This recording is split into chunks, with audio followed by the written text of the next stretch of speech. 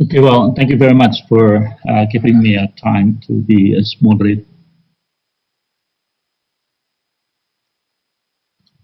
to this plenary session number 7. So this plenary session number 7 is quite challenging because we are going to talk about responding to the challenge of the global energy transitions. As you may know that in the world now, people trying to compete, with the goals that they like to achieve on the energy transition. So in this session, we do have a keynote speech. It's going to be delivered by Montty Girianna. He is the Deputy of Coordinating Minister for Economic Affairs, and followed by the panel sessions. And I'm going to introduce one by one when times come for the panels. But at the moment, we like to give Montty to deliver his keynote speech. But before that, I'd like to read his bio, of course. Montty is the Deputy of Coordinating for the State-Owned Enterprise Development, Research and Innovation at the at the Coordinating Ministry of Economic Affairs since 2020. And before that, he was Deputy for the Energy, Natural Resources and Environment at the Ministry of Coordinating Ministry of Economic Affairs since 2015 and 2020. So Montty is also used to be the permanent representative at the National Energy Councils back in 2012 until 2014. He graduated from ITB, and pursuing his master's degree at the urban planning at the Massachusetts Institute of Technology back in 1996, and continue with his doctorate degree at the University of Illinois at Urban Campaigns back in 2002. And he also experienced joining the executive program at the Graduate School of Business, Stanford University, California, US, 2011.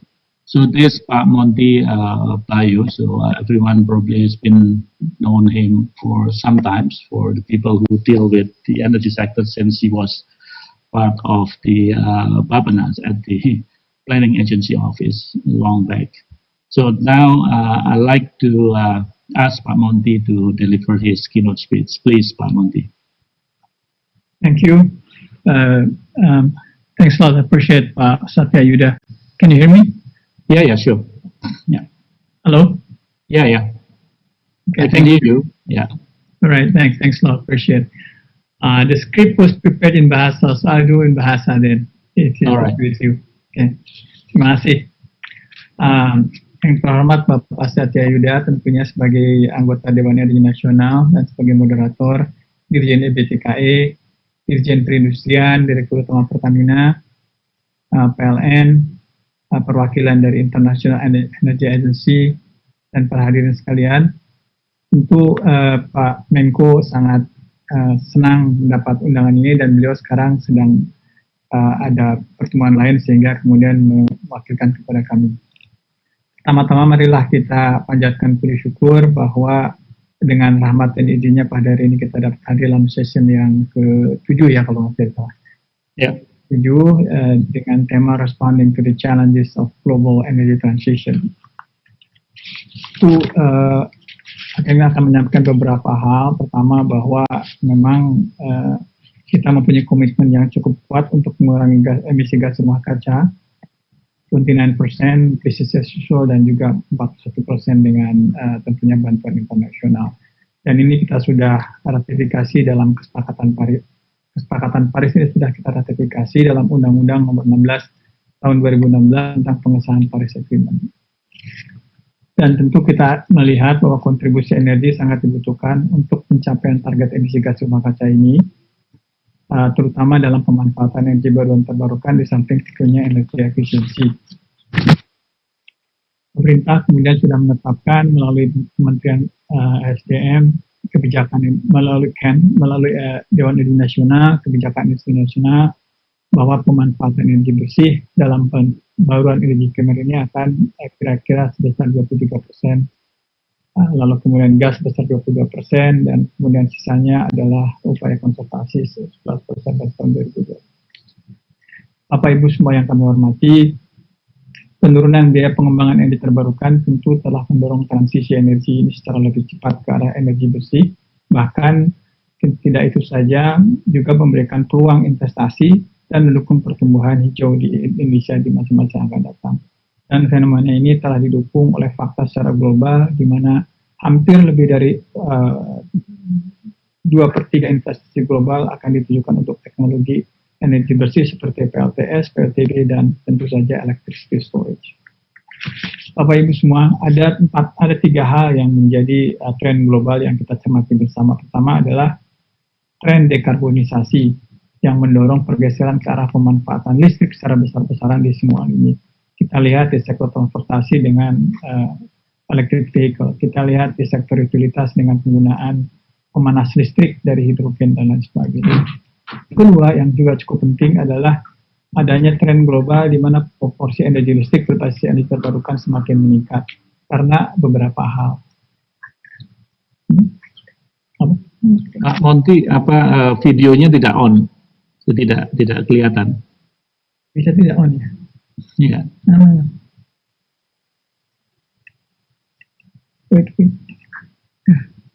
Kok bisa gitu?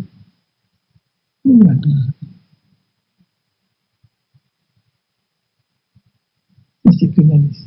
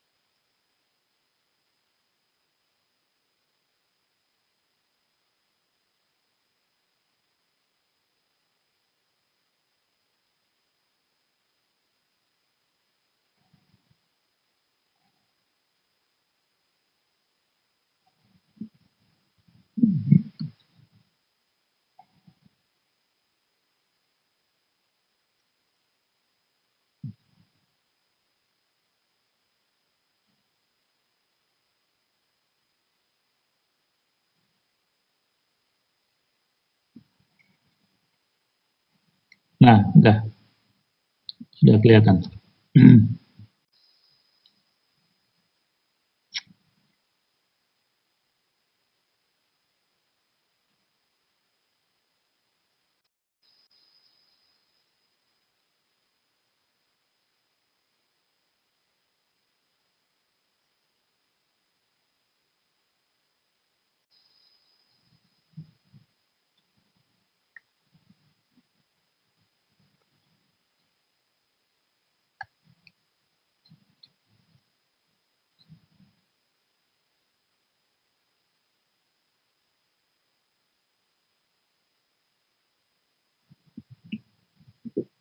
Oke. Mohon maaf. Oke. Terima kasih. Yes. Baik, kami ulangi.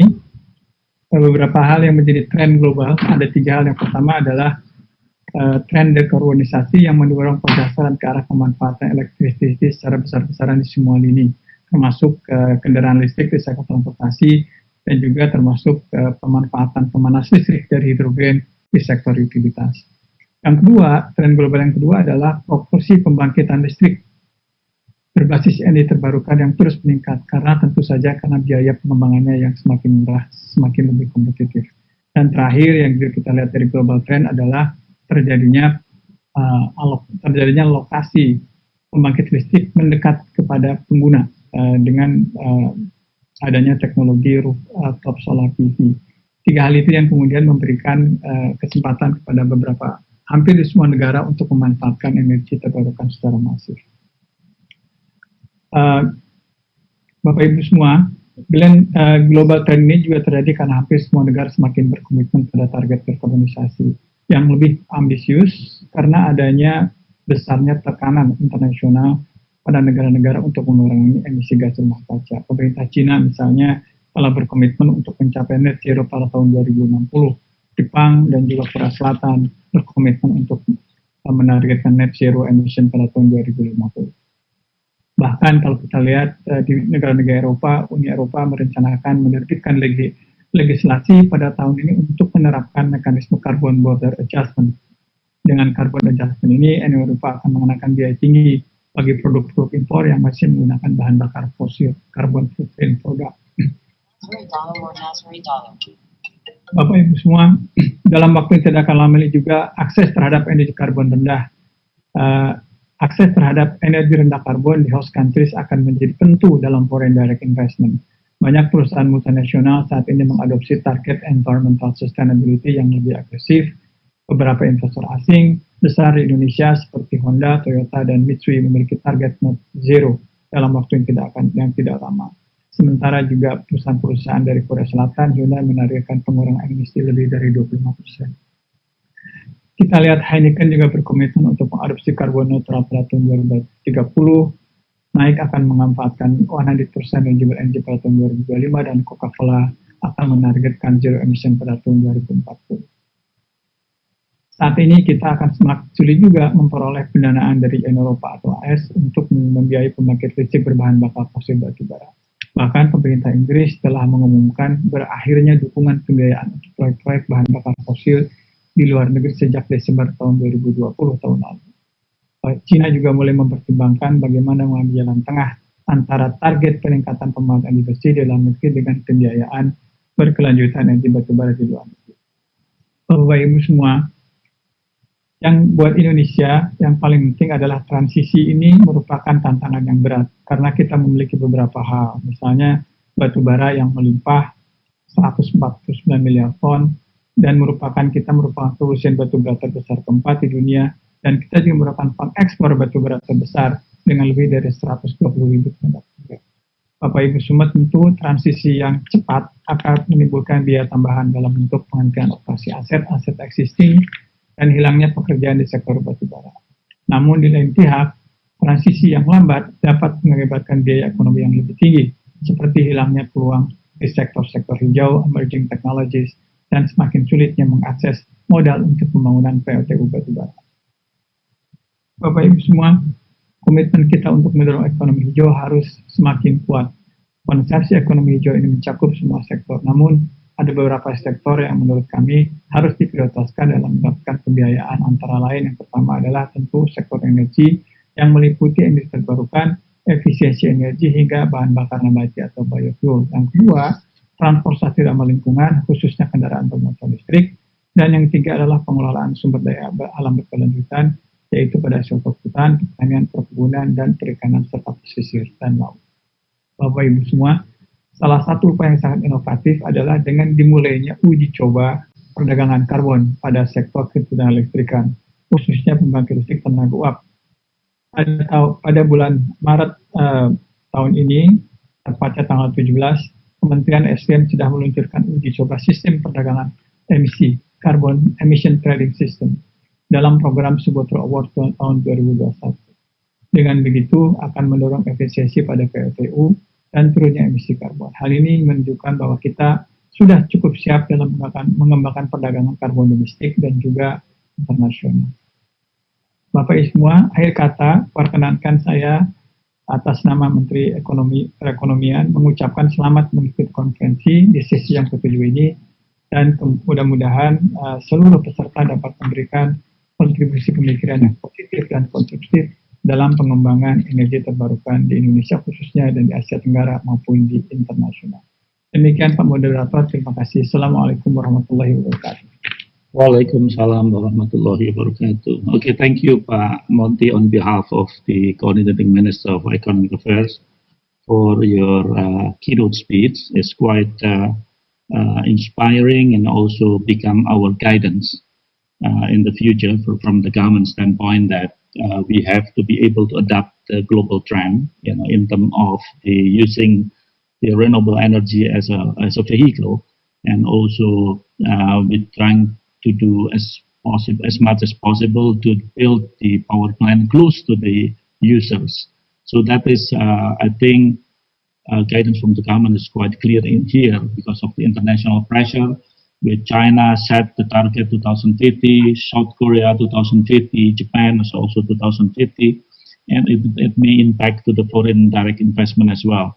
So as we know that European Union and US is also lately is UK, trying to deny there is any request, for the capital investment. So that's I think it's quite a bold statement from the coordinating minister for economic affairs in this plenary session number 7. So I like Montty to stay in this session if your time is lost. If not, feel free for you to leave to this session, and I'll continue to the panel. Delivered the panel with 5 panelists. 5 panelists here. And the first panel will be delivered by Pak Dadan Kusdiana. And Pak Dadan is Director General for Renewable, as everybody knows, and he has been at the ministry for quite some time, and a lot of things happen in his portfolio, at the moment. So Pak Dadan holding his position as Director General since 2020 up to now. And before that, he used to be Head of Research and Development Agency at the Ministry of Energy. And back in 2017 until 2019, he was Senior Advisor to the Minister on the Economic and Natural Resources. Pak Dadan graduated from IPB, from Agricultural Institute Bogor Agricultural Institute, and continued his master degree in Kyoto University and also PhD degree at Kyoto University.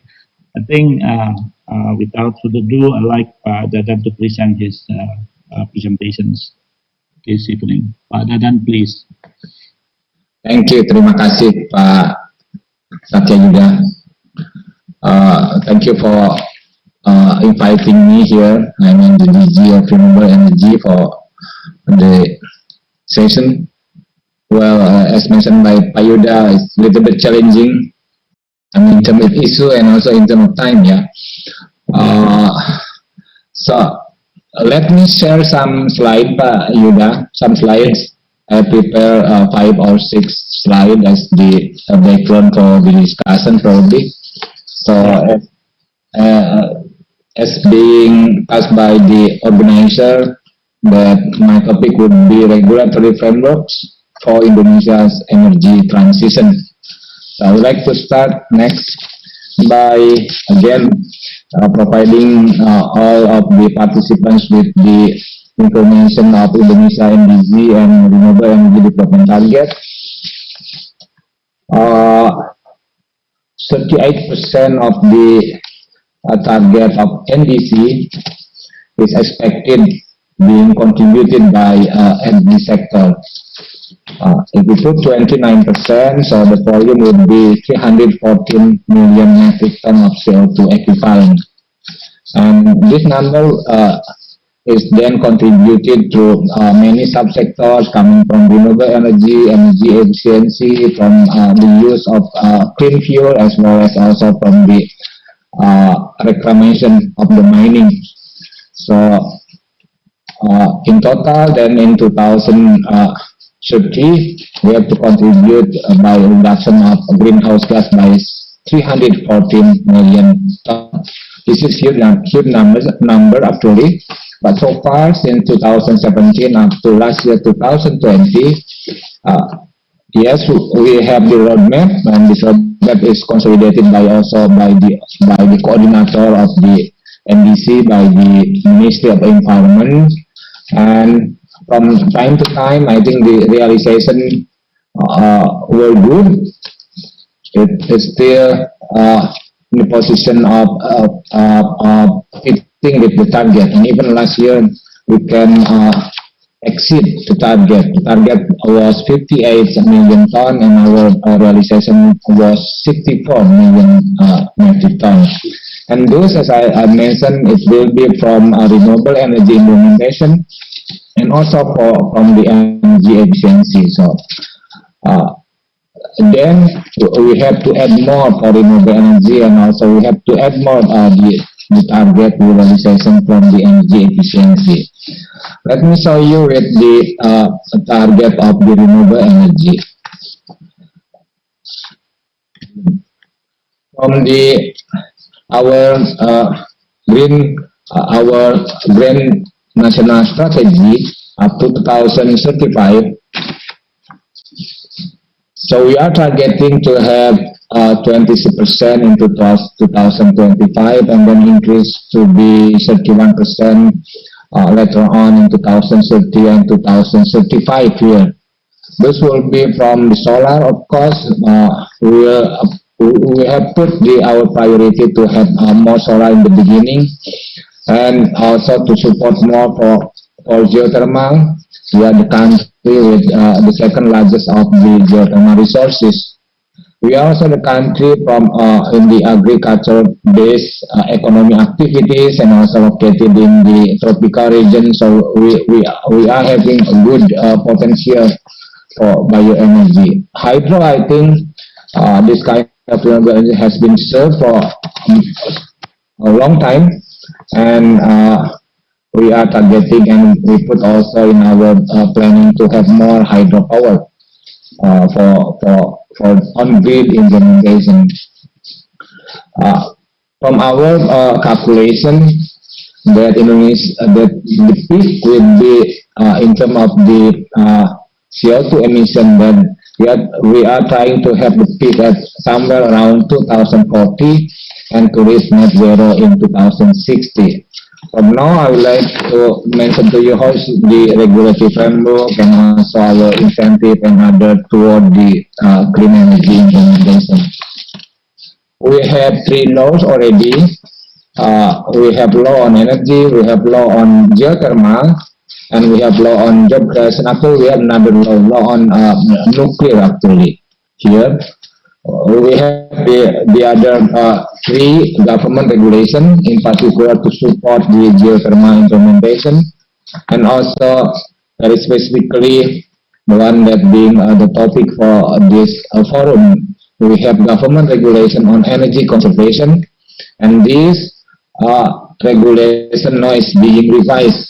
We are in the final stage here in the ministry to revise, then we will coordinate with other ministries to have the final version before signing by the president as the government regulation.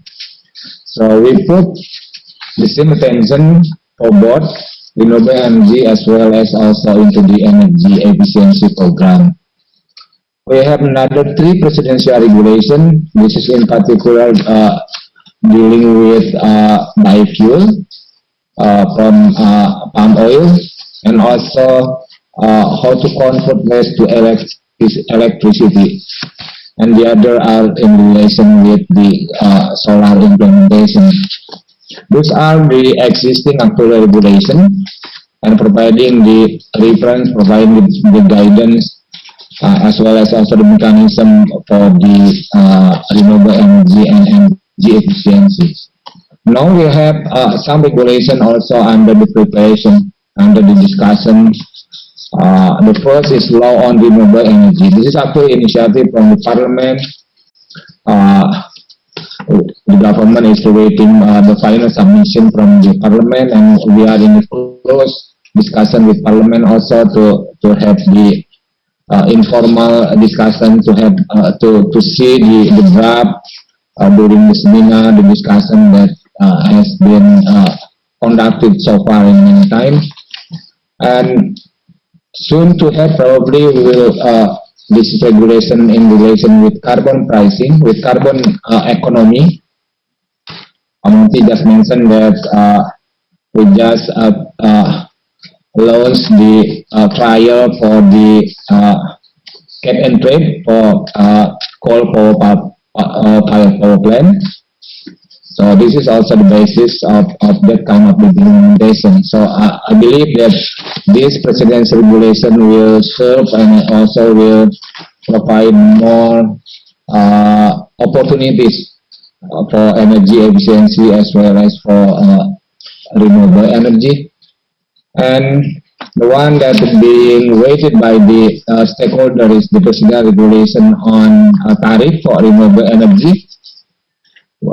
Minister of Energy has submitted the draft to the President, and now it's being considered by the Minister of Finance. We are also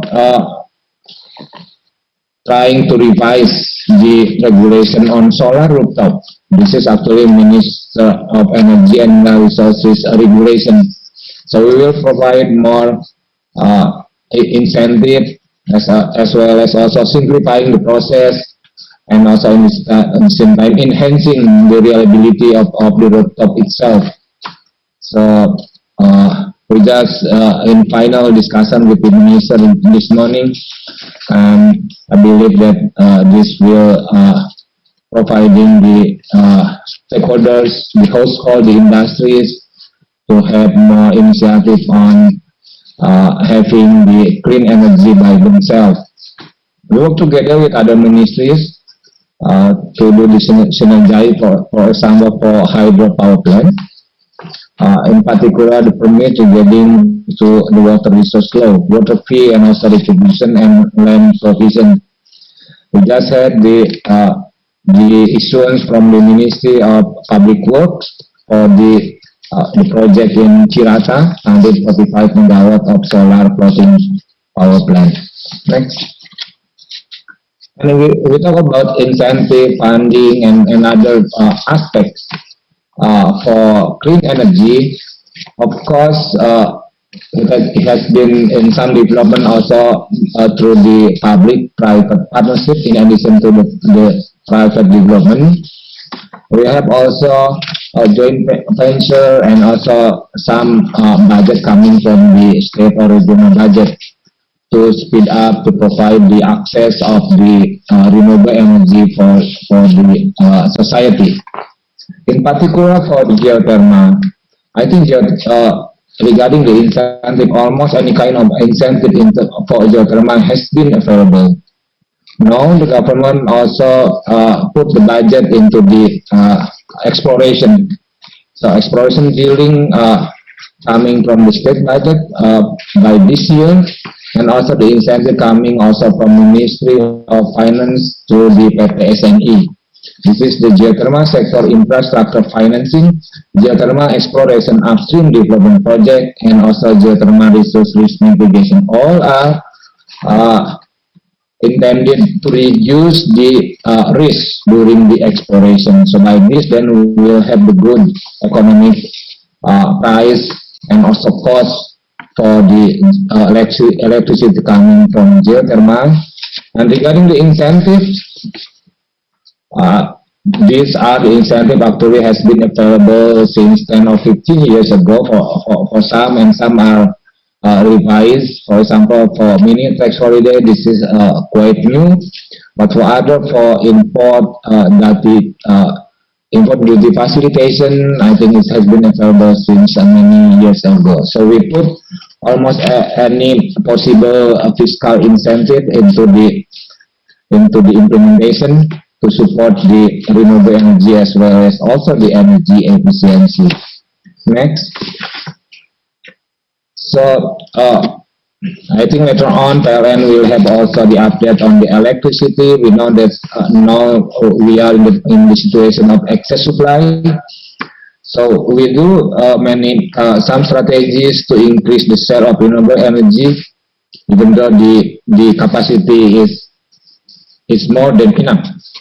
So we do first by utilizing the existing technology through the energy substitution. We do B30, putting more renewable energy biofuel into the fuel and used by existing technology. We are developing together with PLN for co-firing using biomass or RDF. And the other is to do the conversion from the fossil into renewable. It will be done through the, I think more than 5,000 of the diesel power plant operated by PLN. And mostly is located in remote areas, and from now on it will be converted gradually into the renewable energy based power plant. We We do, of course, to follow the demand and also to have more clean energy in the grid to increase the renewable energy capacity. We put our priority into solar power plant, but also to others, to geothermal, hydro, and also wind. We have also some program to utilize non-electric renewable energy, non-electric, non-biofuel renewable energy, such as using geothermal for the drying, or using other product coming from agricultural product, for example biogas, to support the implementation of renewable energy. Regarding the energy conservation, we have the implementation of energy management.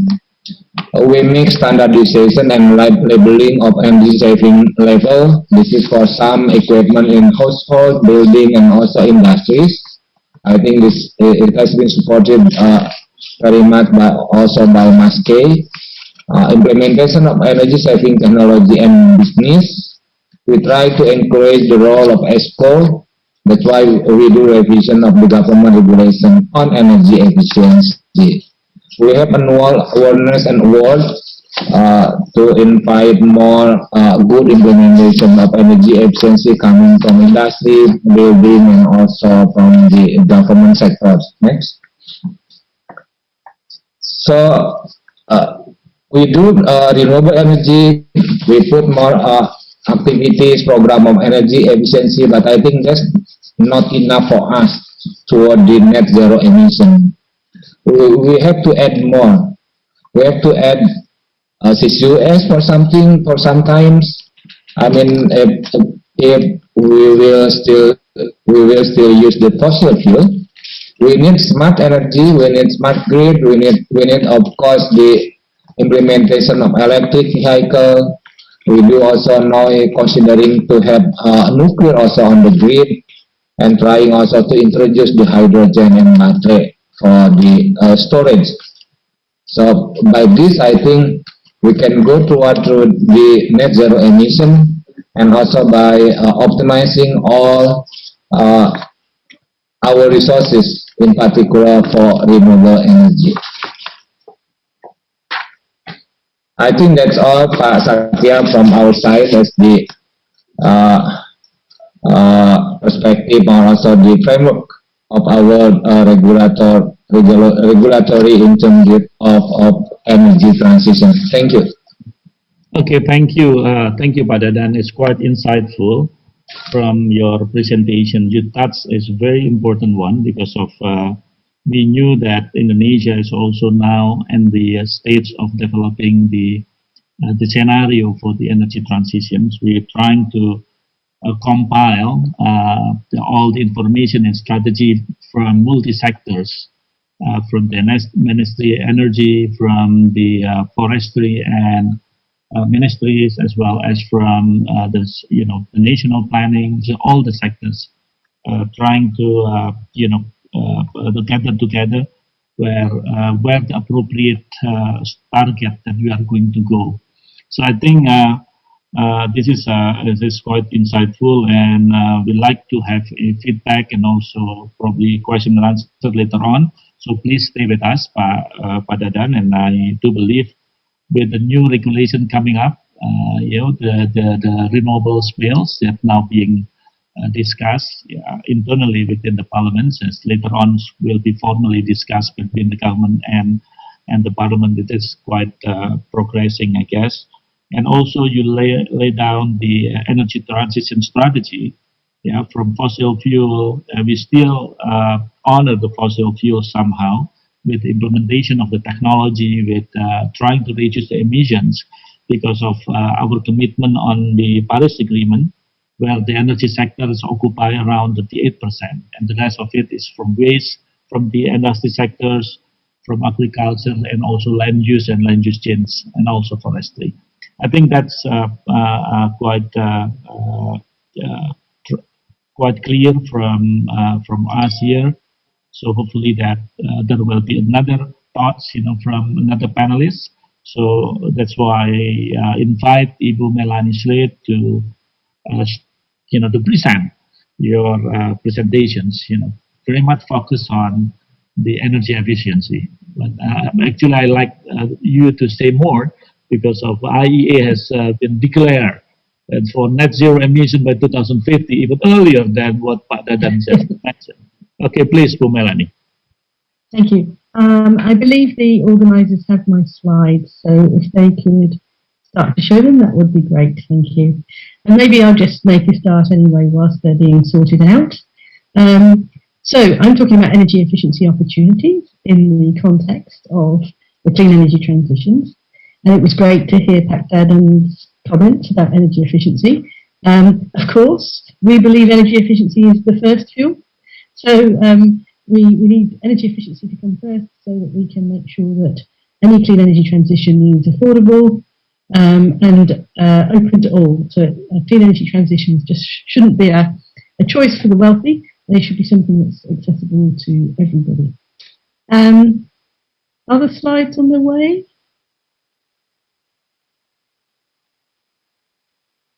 I'll assume they are, and we'll catch up as we haven't got so much time. So the thing I wanted to open with, whilst although energy efficiency is the first fuel, we've seen a bit of a setback recently. So you might remember with the Sustainable Development Goals, SDG 7 had an ambition of doubling the rate of improvement of energy efficiency over a period of about 10 years. So that in those days was to get to 2.6 to 2.8%, something like that. So by 2015, we were at 3% as a global improvement, and things were looking good. But unfortunately, from 2015 to 2020, we've seen a decline in that rate of improvement, and in 2020, it was less than 1%. So if we think of the cumulative effort that needs to be made, we now look forward to thinking we have to have a 4% annual improvement if we're going to achieve our sustainable development targets, achieve the Paris goals. So I will carry on and hope the slides appear sometime soon. So one of the things I wanted to say is with that slowdown, obviously partly that was caused, the worst year in the record of the last 5 years was the 2020, the year of the global pandemic. But one of the opportunities we wanted to bring to people's attention was the opportunities for job creation. And I was interested to note Dadan's comment about there being a regulation for job creation, because energy efficiency is where we see the best investment for jobs. So compared across the whole of the energy system, energy efficiency can create more jobs per unit of investment than anywhere else. And that's particularly the case for buildings energy efficiency. So that's why that needs to be a pretty strong focus.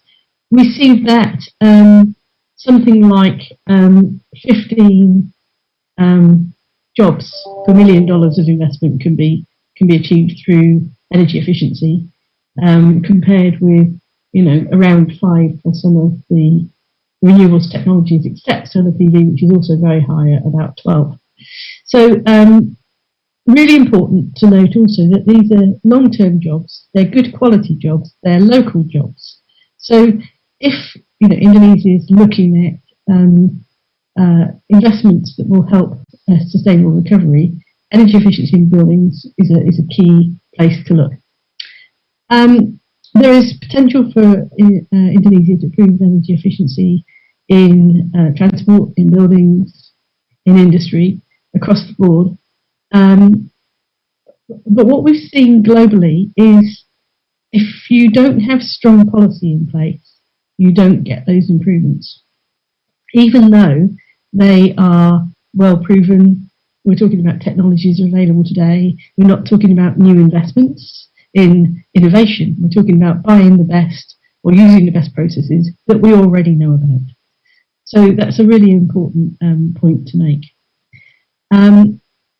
Again, I'm going to move on to talk about, I've got the slides in front of me, so maybe I can give you a few numbers. So we think that about 18% of Indonesia's total energy use in 2018 was covered by mandatory standards. So that's relatively low compared with global averages. So there's obviously a lot of opportunity there for Indonesia to press harder. So even though some of these policy areas are partially covered, there's still more emphasis that could be made. They could be made more stringent, be made more effective in order to promote energy efficiency outcomes. If we look at, you mentioned earlier the standards and labelling program. So if we look at appliance efficiency, for example, in the countries that have been doing this for the longest, who have been acknowledged as the most effective, they've saved something like 15% of their country's total electricity consumption just by effective equipment and appliance policy. That's a really huge opportunity, and it doesn't cost because there's a payback on the investment on those appliances. And for that reason, I wanted to introduce a global initiative that we would like Indonesia obviously to get more involved in if at all possible, and that's something we're working on with the UK government in the lead up to COP26. So we're the coordinators of an initiative called the Super Efficient Appliance Deployment Initiative, and working with UK this year, what we're trying to do is get countries to get together, to club together, to agree to double the efficiency of products being sold across industrial motors, room air conditioners, domestic refrigerators, and lighting, residential lighting. And that doubling, as I said earlier, that can happen with today's products, with existing products, no new innovation. And what we're proposing is that we could take a kind of a ladder approach.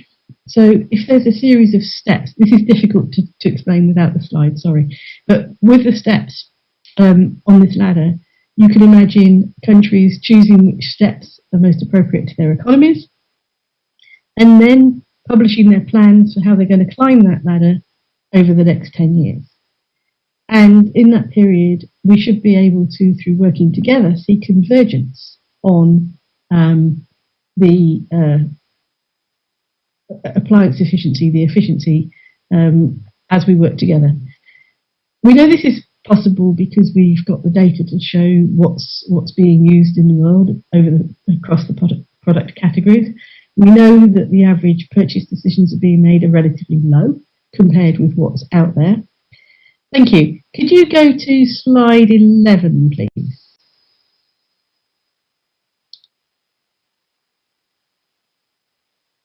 Maybe stop at 10. If you go back to 10, where the ladders are, this one, yeah. So I just wanted to explain better. So here we have this ladder approach I was trying to explain. On the left-hand side, you have a series of steps. These steps, in this case for electric motors, are actually already defined in an international standard. So they're already being used. So if you take the next ladder to the right, then you can see that Vietnam, sorry, stay on slide 10, please, for a moment. So you can see with Vietnam, they've chosen for their minimum energy performance standards IE1, whereas Singapore have chosen IE3, whereas India have got IE2, that's the second step on the ladder, plus for their labels, they've related their label categories to the ladder. And what best practice here is then to add incentives to the same ladder. So if you're going to incentivize through rebates or through helping industry transform to more efficient products, you can set those incentives at the top rungs of the ladder so that you gradually pull products through that range. So that's the theory of the ladder. Next slide, please. Yeah, so this is where we're saying we can see that it's possible. So this chart's showing us what the efficiency ratings of air conditioners are across a range of countries. And the bright blue bars on these charts show the commonly sold products. The red dots at the bottom are the least efficient that are found on the markets. The green dots are the most efficient, but they're outliers. They're not commonly seen. The important bit to focus on is that bright blue category.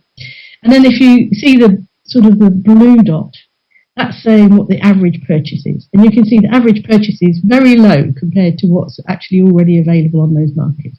And that's today. That's well, actually it's a couple of years ago. So you can see how doable it would be to double the performance of those products. Now, people sometimes then say, but it's going to cost too much. So if you go to the next slide, please. This is some data taken from the market in Vietnam.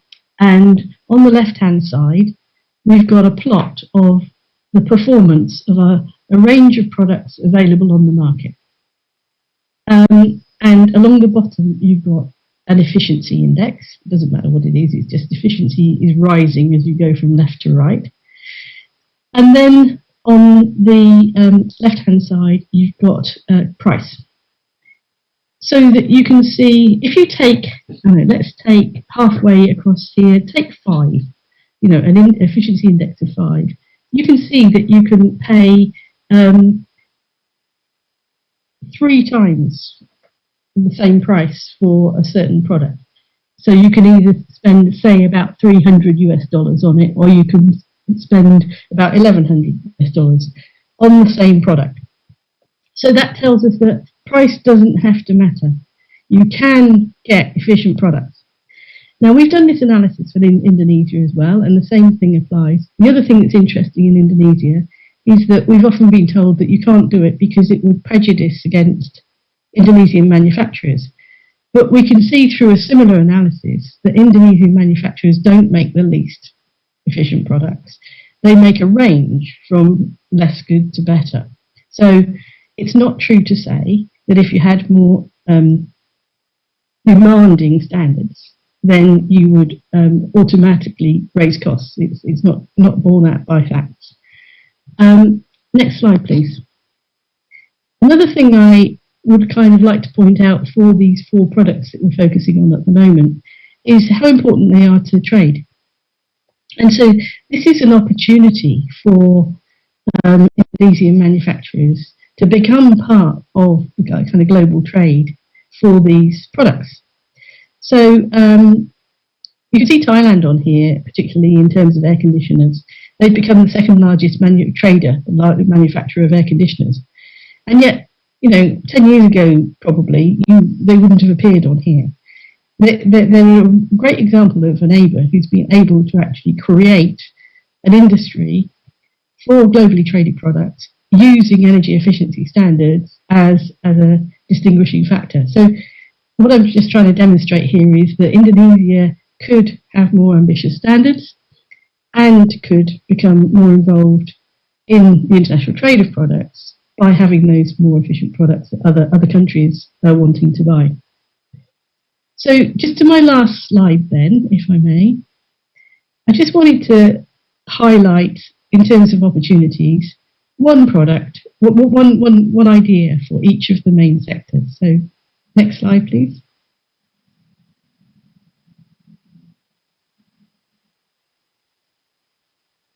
Okay, I'll just tell you what they are then.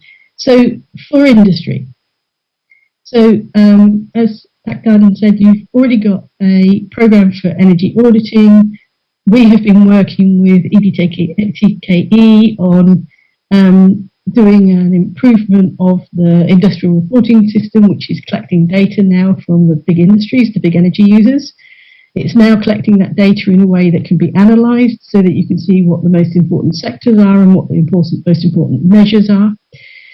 We've also been working with EBTKE on the development of a business information site called Synergy, which will be launched on Thursday this week.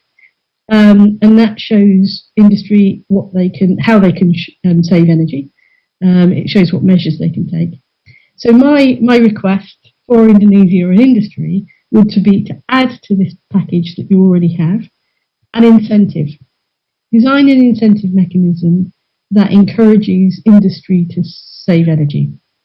Because industry is busy, they have lots of things on their plate. It's not always apparent that they should be working on energy efficiency. So find a way of incentivizing. So perhaps it's working with the Ministry of Finance to see if there's any industry modernisation funds that could be focused on energy efficiency. Perhaps it's we heard earlier about the cap and trade ideas, the carbon trading ideas for Indonesia. So maybe you could connect a an energy efficiency certificate type program to something like that. But some way of incentivizing industry, I think, is essential to make the next big step in progress for Indonesia. Then on transport, developing an electric vehicle roadmap, particularly for 2- and 3-wheelers, because they're so important in Indonesia and they're so important in the region. So Indonesia getting ahead for that market would be really important. For buildings, I'd say accelerate the rollout of building codes and the mandatory disclosure of building performance. They're the things that will make the biggest inroads to buildings energy efficiency. And then finally on appliances, I've used this example of the SEED initiative. So my wish there would be, my advice there would be to say, collaborate internationally to adopt ambitious performance standards, and that will benefit not only Indonesia's consumers, not only the Indonesian power supply system, but it will also benefit Indonesia's appliance manufacturers because they'll have much more access to global trade. And there I'll finish. Thank you very much for your attention. Great. Thank you very much, Melanie, for your presentations. I think a lot of a takeaway here that what you do like to see in the future is that Indonesia should be a producers of the 4 key products as a major trading countries. As you look at lighting, motors, AC, and also refrigerators. So we like to see that Indonesia in the future is part of the producer who can produce that product, and we can compete with other countries using the energy efficiency. So the collaborations internationally is quite important, like just highlight on your last statement. I think because of time is quite pressing, and I would like to continue with the third panelist. The third panelist is Francois from HSBC. But before I ask Francois, I'd like to to read your bio. The Francois de Maricourt, hopefully I good pronunciations, is the newly appointed Operations Director of HSBC Indonesia. So Maricourt joined the HSBC Group in 1994 and then held a number of senior roles across the diverse geographic, including Europe, Asia, Middle East, and Africa. So welcome to Indonesia, Francois. And now your time to present your presentation, what your thoughts about the banking system, the finance system with the green policy adoptions. I think you can elaborate more. If you don't prepare with your slide, you can give a statement so we can listen and draw the conclusion later on. Thank you. Just go ahead. Terima kasih, Pak. Selamat sore, Bapak Montty Girianna, Deputy Minister of the Coordinating Ministry for Economic Affairs, Bapak Ibu dan Moderator, serta para hadirin yang saya hormati. Saya sangat senang dapat berpartisipasi dalam sesi diskusi panel sore hari ini untuk membicarakan mengenai topik yang menjadi fokus program kami, yaitu sustainability. Allow me to continue in English. The Indonesian economy has been less impacted by the impact of COVID-19 than many of its more tourism-dependent neighbors. However, Indonesia also faces some other challenges, and one of which is climate change. Indonesia is particularly vulnerable to this impact of climate change. And a paper issued by the World Resources Institute found that in Indonesia, greenhouse gases emissions mostly originate from land use sector and energy sector. So in order to meet Indonesia's emission target in 2030, businesses will need to change their production methods and to be more energy efficient. However, the task is not about reducing emissions alone. This reduction must be achieved in a way that creates a fair and reasonable transition. That would require huge investments in rebuilding existing real assets to be more sustainable, as well as creating new assets that will deliver an improved prosperity at ever-reducing levels of carbon intensity, that is, reducing them to zero. So this is a clear opportunity for financial institutions such as HSBC to contribute to sustainable economic growth in Indonesia, which integrates environmental, social, and governance criteria, the famous ESG criteria. So if I can start with my first slide. So the climate ambition is actually part of HSBC Group approach when it comes to environmental, social, and governance approach, the ESG. And our approach is as follows. One, on environment. What we are trying to achieve is to seek to support the global transition to a low-carbon economy through our own sustainable operations and by supporting our customers with a transition. We want also to ensure robust climate-related risk management covering sensitive sectors such as energy, palm oil, and forestry. On the social side, we are trying to foster a customer and employee-centric approach to our business. We want also to focus on diversity and inclusion of our workplace and strive to put the customers at the heart of everything we do. Lastly, on governance. Our goal is to maintain higher standards of governance across all geographies. We are committed to protect our customers and communities through our financial crime risk management and security diligence. Internally, we have implemented ESG governance and reporting as part of our commitment to set an example for ESG implementation in the financial sector. This includes ESG governance with a dedicated ESG steering committee, a periodic update to the HSBC Holding Board and the Group Executive Committee. We have also a climate strategy managed by the HSBC Climate Business Council. And we have dedicated teams in each of our line of business and geography. From a reporting perspective, we have already published 5 ESG reports since 2017. The rating has been upgraded by MSCI and Sustainalytics. We have now completed 3 years of TCFD1 disclosure. And lastly, the HSBC ESG report was awarded Best CSR ESG report in 2019 by the Communicate Magazine Awards. If we move to the next slide. So a decade of change is required to deliver the Paris Agreement and the UN Sustainable Development Goals.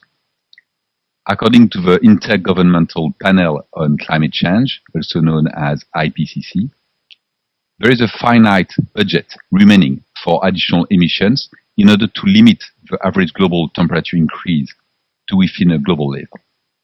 And meeting Paris goals requires emissions to decline from the current annual figures of 53 gigatons by more by 50% by 2030 to net zero by 2050.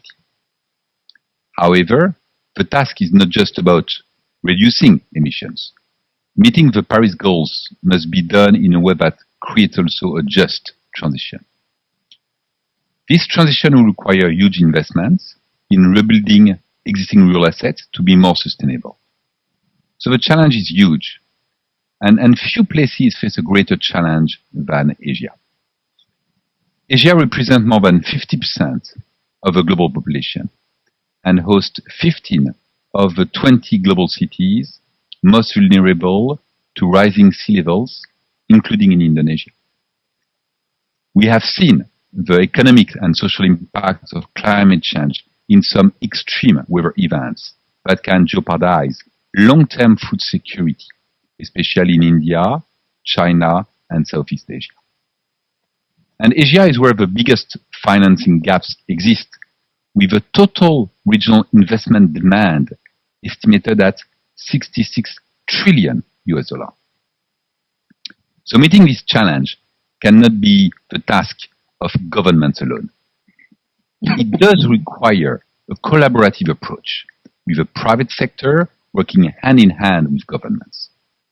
So therefore, our roles as a financial institution is to help support the real economy in the transition to a low-carbon, sustainable future. Is to mobilize the capital required to finance the transition for customers.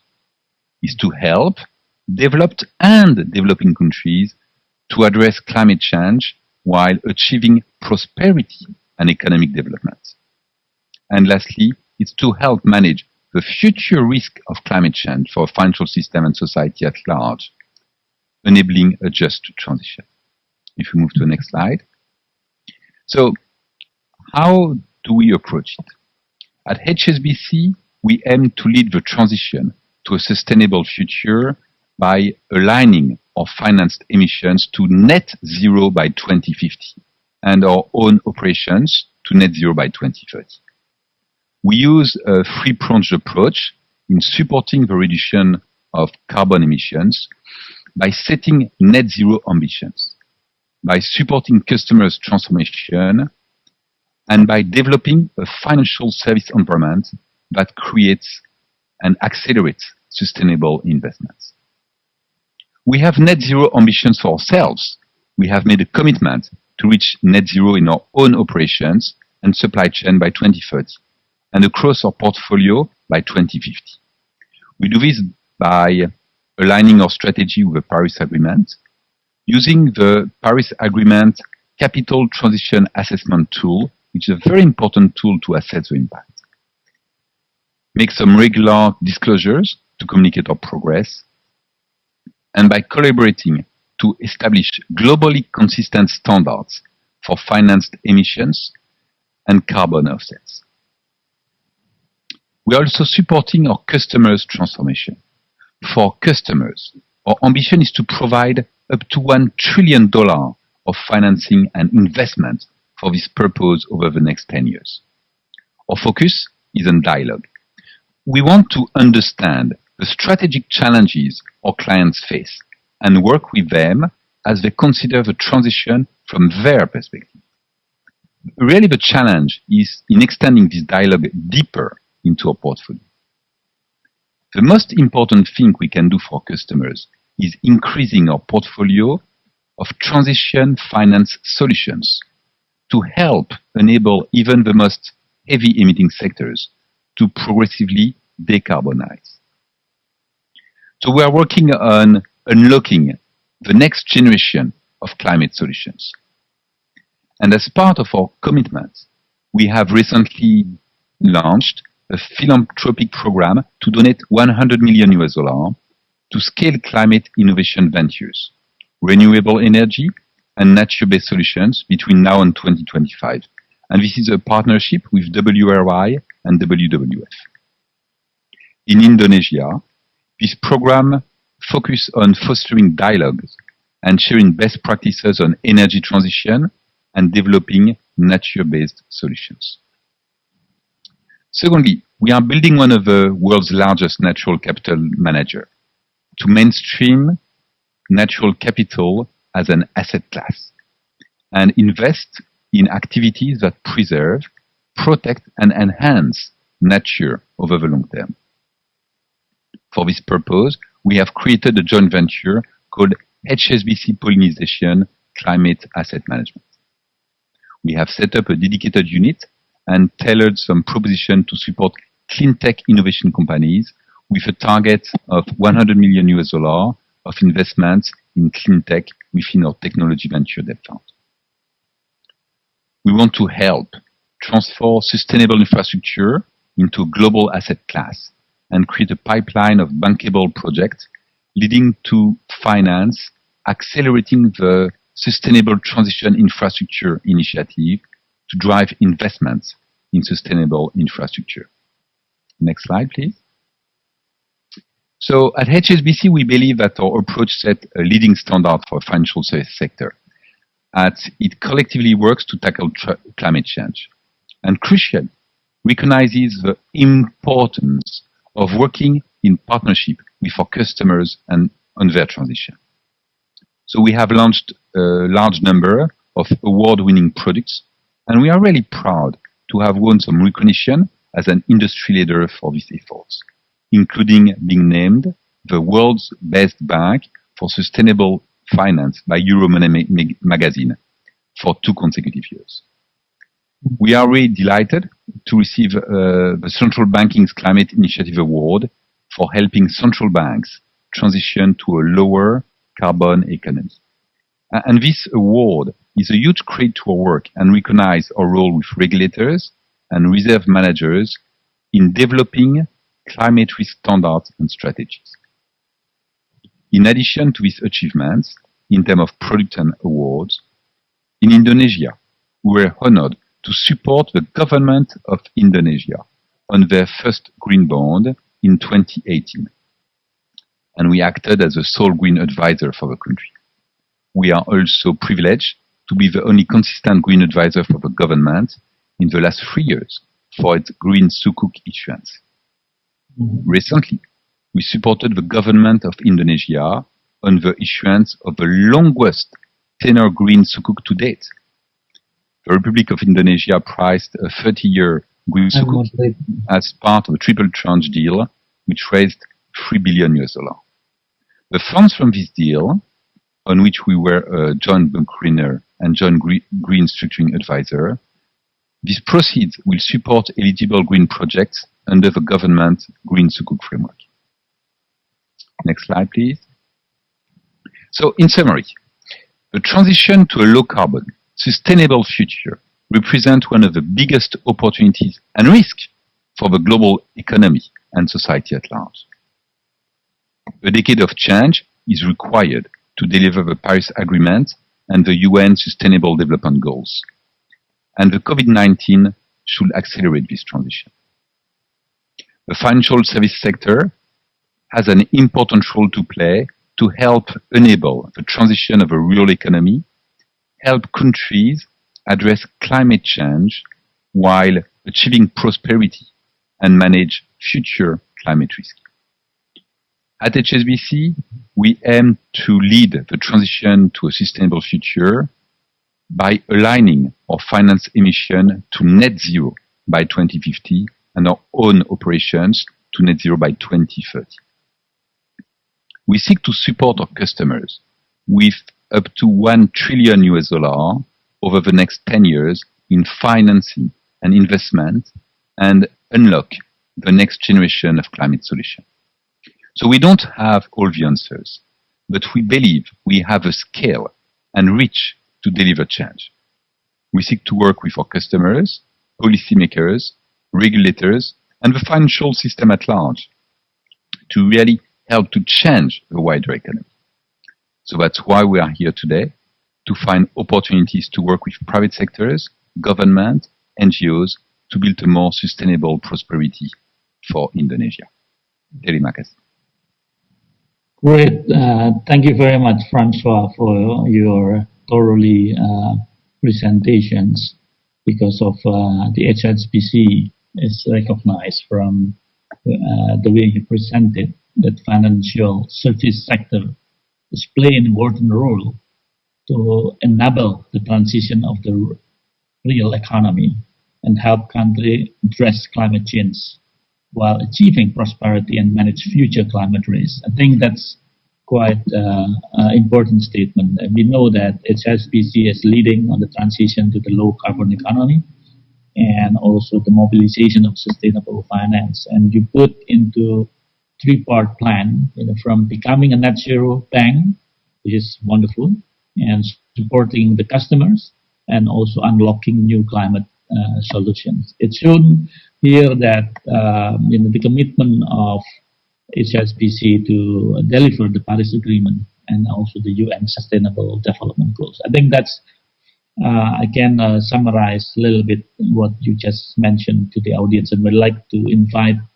a question later on, from the audience after we finish the, from the panelists that until the later panel.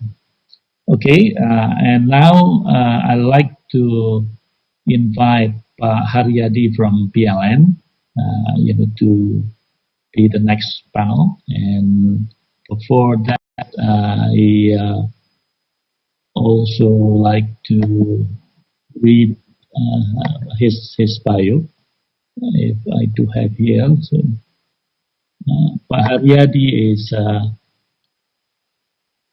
graduated from ITB, from the electrical engineering back in 1993, and continue his education at Waseda University in Tokyo in 1997 up to 1999. He is now one of the head of the Pusat Keunggulan, probably the for talents center, at the BLN, starting from January 2021 up to now. But before that, he used to be the general managers of BLN in several locations, and also handling the research and development sectors in BLNs in 2017 until 2019. And also he held a very important post as the expert staff of the board of directors BLN, and back in 2016 until 2017. So time is yours, Pak Haryadi, to present your presentation.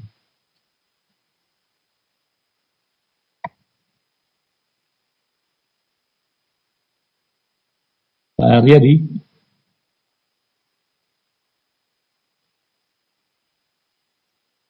Well, Pak Haryadi probably still somewhere. Oke. Oh. Terdengar Pak ya? Oke, ya, dengar Pak. Oke, silakan. Oke, terima kasih Pak Satya, Pak Moderator, Bapak Ibu speakers. I prepare presentation in English, but I will deliver the presentation with bahasa. I think it's better for us because there is an interpreter here. Saya akan coba presentasikan di kesempatan ini adalah kesiapan sektor ketenaga listrikan di dalam energi transisi Indonesia. Terdengar Pak ya? Jelas? Ya, clear Pak, clear. Oke. Ini adalah kondisi kelistrikan PLN saat ini sebagai salah satu-satunya perusahaan yang utility di Indonesia. Pada tahun 2020 kita mempunyai kapasitas ya 2020 ada 63 gigawatt, di mana sekitar 8 gigawatt adalah renewable energy. Ini besarnya adalah sekitar 13,7% di fuel mix-nya. Target yang ingin dicapai sesuai dengan NDC yang ada untuk Indonesia itu adalah fuel mix sekitar 23%, dan diperkirakan nanti total capacity di 2025 itu mencapai 74 gigawatt dengan renewable energy yang ada sekitar 17 gigawatt. Jika kita melihat perencanaan kita dari tahun 2021 nanti sampai dengan 2030, paling tidak ada potensial renewable development itu sekitar 16 giga, hidro sekitar 7 giga dengan mini hidro sekitar 1 giga, dan ada geothermal itu sekitar 3,5 gigawatt, dan TRE yaitu photovoltaic dan wind itu 3 gigawatt, dan energi lainnya bioenergy dan others is sekitar 1,6 gigawatt. Nah, dalam merencanakan strategi pembangunan renewables, PLN mempunyai komitmen bahwa kita tidak hanya fokus untuk memenuhi target dari pemerintah, tapi juga kita mempunyai tanggung jawab untuk menyiapkan energi bersih untuk generasi selanjutnya. Paling tidak ada 3 fokus yang akan menjadi dasar dari strategi kita. Yang pertama adalah bagaimana kami bisa melakukan pembangunan dengan pertimbangan adanya keseimbangan supply dan demand, kemudian pemanfaatan potensial dari local resources yang ada. Kami juga mempertimbangkan masalah keandalan, keberlangsungan, sustainability, kemudian energi security-nya, dan affordability dari sisi ekonomi. Fokus dari pembangunan yaitu di percepatan di daerah-daerah yang defisit dan masih menggunakan diesel sebagai sumber energinya. Ini dengan tujuan tentunya untuk mengurangi penggunaan minyak dan juga mengurangi ongkos produksi yang sampai saat ini masih cukup tinggi dengan penggunaan diesel ini. Ada beberapa posisi khususnya di Jawa di mana dengan kondisi yang ada nantinya akan masih mempunyai reserve margin yang cukup besar.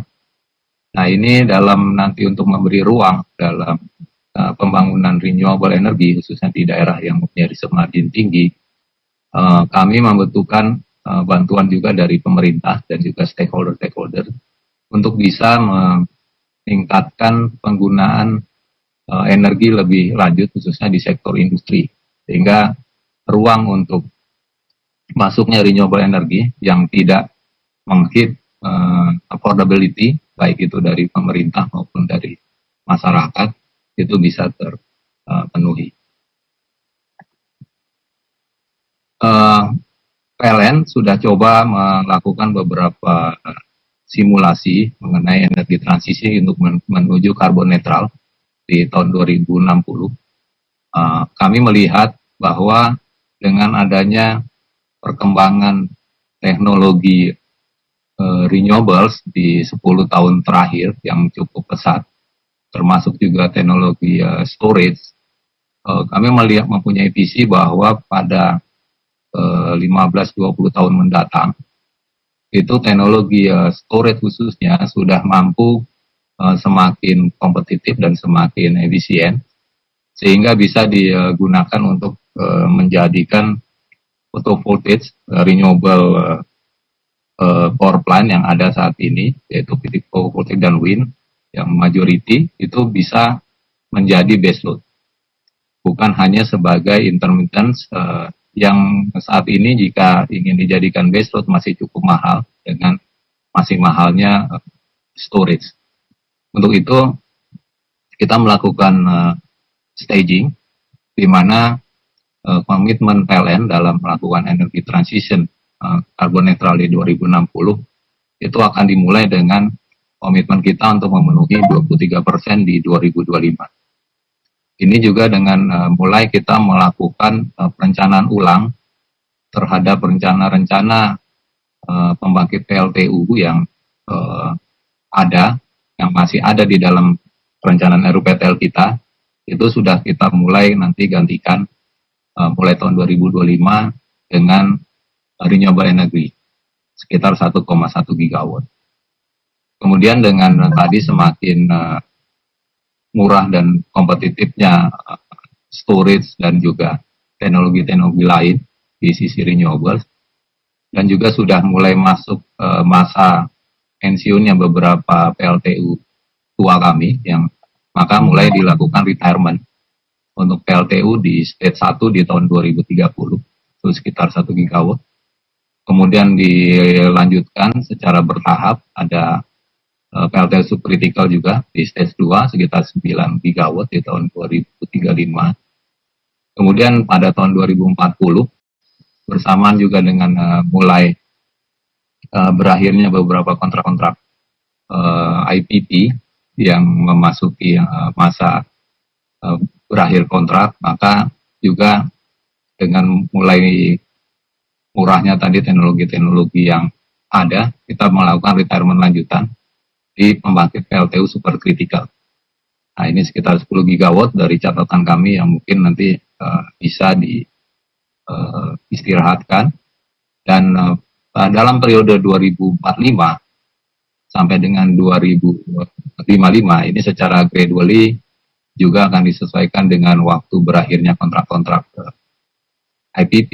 Ini akan dilakukan retirement secara bertahap. Nah, ini dengan asumsi tadi inovasi-inovasi di teknologi baterai khususnya itu sudah demikian baik dan bisa menggantikan pembangkit-pembangkit baseloader yang ada. Atau alternatif lain adalah seperti yang telah disampaikan tadi oleh Pak Dadan dari BTKI, mulai masuknya misalkan teknologi yang murah di sisi US misalkan. Nah, itu juga masih bisa untuk mempertahankan PLTU, tetapi tentunya dengan tambahan teknologi CCUS yang tentunya juga harus bisa menjaga affordability dari listrik yang nanti akan dihasilkan. PLN di dalam komitmennya untuk mencapai transisi energi mempunyai satu komitmen dalam bentuk green transformation. Green transformation ini adalah salah satu pilar dari 4 pilar PLN, yaitu green, kemudian lean, inovatif, dan customer focus. Di dalam green transformation ini ada paling tidak 2 program besar. Yang pertama adalah program Green Booster yang berisi 3 program. Pertama adalah co-firing biomass, kemudian juga diesel conversion to renewables, dan ada multipurpose dam hydro. Untuk co-firing biomass ini difokuskan untuk memenuhi NDC di 23% tahun 2025 dengan substitusi sekitar 1-5% coal fuel. Yang diharapkan ini nantinya bisa juga mengurangi emission dari coal power plant yang ada. Saat ini sudah diimplementasi di 16 coal power plant dan sedang dilakukan 41 percobaan di lokasi yang lain. Yang kedua adalah diesel conversion to renewables. Ini adalah seperti yang tadi disampaikan, strateginya adalah kita akan mempercepat konversi dari pembangkit-pembangkit yang masih menggunakan diesel. Ini ditargetkan seluruh Indonesia nanti akan mempunyai akan melakukan 2.130 lokasi seluruh Indonesia, dan untuk tahap awal yang dimulai di tahun ini kita akan melakukan migrasi 200 lokasi diesel conversion to RE. Di sisi lain, kita juga bekerja sama dengan Kementerian PUPR terkait dengan multipurpose dan hydro, di mana Kementerian PUPR saat ini sudah mempunyai proyek-proyek yang terkait dengan irigasi yang belum termanfaatkan untuk generating electricity. Nah, ini nantinya akan kami kerjasamakan, dan saat ini sudah ada sekitar 6 hydropower plant lokasi yang sedang dikerjasamakan untuk dimanfaatkan. Program yang lain adalah large scale program. Kita mengetahui bahwa ada beberapa potensi dari hydro di Indonesia yang masih cukup besar, seperti di Kalimantan, juga di Sulawesi, dan di Papua, di mana bebannya masih belum ada. Nah, untuk daerah-daerah dengan potensi hydro yang cukup besar seperti ini, kami akan mensupport untuk satu pendekatan yang bersifat REBIT, yaitu Renewable Energy Based Industry Development, sehingga nantinya pembangunan pembangkit hydro di lokasi-lokasi ini bisa diparalelkan dengan pembangunan industri development-nya di sekitar pembangkit yang akan dibangun. Large scale solar juga sudah dilakukan. Kita sudah mempunyai satu pilot yang bekerja sama dengan satu perusahaan dari Uni Emirat Arab. Jadi salah satu anak perusahaan PLN, yaitu PJB Maskeei, sedang mendevelop satu floating solar PV di Cirata sebesar 145 megawatt, dan ini diharapkan bisa operasi di tahun depan. Hal lain yang tidak kalah penting adalah geothermal. Ini Indonesia adalah negara dengan potensi geothermal terbesar yang sekitar 28,5 gigawatt, namun sampai saat ini utilisasinya masih hanya 2 gigawatt. Ya, kami membuka sinergi dengan BUMN lain untuk bisa secara private sector untuk mengencourage pembangunan geothermal power plant ini. Di sisi lain, PLN juga mempunyai inisiatif untuk mendukung infrastruktur di electric vehicle. Sampai saat ini sudah dibangun di seluruh PLN sekitar 38 EV charging stations yang mostly memang masih di Jawa sekitar 29 lokasi, sisanya yang ada di luar Jawa, yaitu sekitar 9 lokasi di 14 kota. Dan untuk tahun ini sesuai dengan target dari kementerian kita akan menambah lagi sekitar 16 EV charging station. Diharapkan nanti konsumsi dari EV charging station ini bisa menghasilkan 12 kWh per day per EV dan juga atau 4.380 kWh per tahun dan menghasilkan sales sekitar 20,5 juta kWh. Inisiatif yang dibuat terkait dengan EV ini tentunya adalah kita menyiapkan supply yang cukup untuk demand electricity dari EV ini, kemudian juga menyiapkan satu metode tarif yang atraktif khususnya untuk residensial, dan juga kami juga sudah melengkapi SPKLU ini dengan satu software untuk integrasi dengan pembayaran, yaitu CAPIN. Dan ada beberapa pola kerjasama yang kita bangun untuk nanti pembangunan SPKLU ini. Diharapkan pembangunan EV development ini juga bisa mengoptimize beban kita yang ada saat ini, di mana seperti diketahui beban malam itu cukup besar gapnya, ada sekitar 6 gigawatt, dan EV ini umumnya membutuhkan charging sekitar 8 jam, sehingga ketika nanti banyak pemanfaat EV di Indonesia, maka pada tengah malam beban-bebannya bisa menjadi beban untuk melakukan pengisian EV, sehingga gap antara malam hari dan siang ini bisa lebih kecil dan mungkin bisa rata jika pemakaian charging EV di rumah-rumah ini sudah semakin masif. Dan diharapkan ini juga akan mereduce impor dari minyak kita yang sampai 2019 kemarin memakan biaya sekitar 300 triliun atau 2% dari GDP. Di sisi lain, PLN juga support di baterai ekosistem yang ada. Paling tidak ada 5 ekosistem yang kami catat, kami terlibat. Yang pertama adalah di sisi penyiapan power supply yang merupakan bagian penting dari untuk mendrive adanya industri competitiveness. Di sini kita mempunyai satu bisnis model, yaitu premium service dan RE certificate.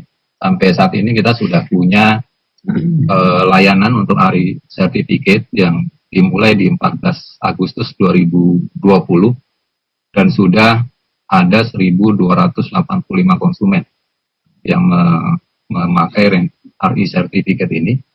7 diantaranya adalah korporasi, kemudian ada 28 konsumen retail, dan ada 1.250 konsumen lain. Di sisi lain untuk ekosistemnya adalah kita bersama dengan BUMN yang lain, Antam, Pertamina, dan juga ID, itu membuat share untuk membuat baterai holding BUMN.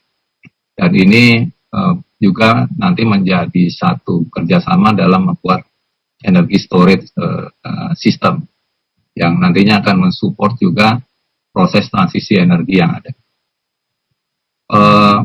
Partnership lain yang dibangun oleh PLN dengan institusi lainnya adalah EV charging dan baterai swap. Dan ini sudah kita lakukan beberapa percobaan dengan calon partner, dan juga untuk power quality ini juga kita sudah membuat satu produk-produk yang nantinya bisa mendukung proses transisi ini lebih baik ke depan.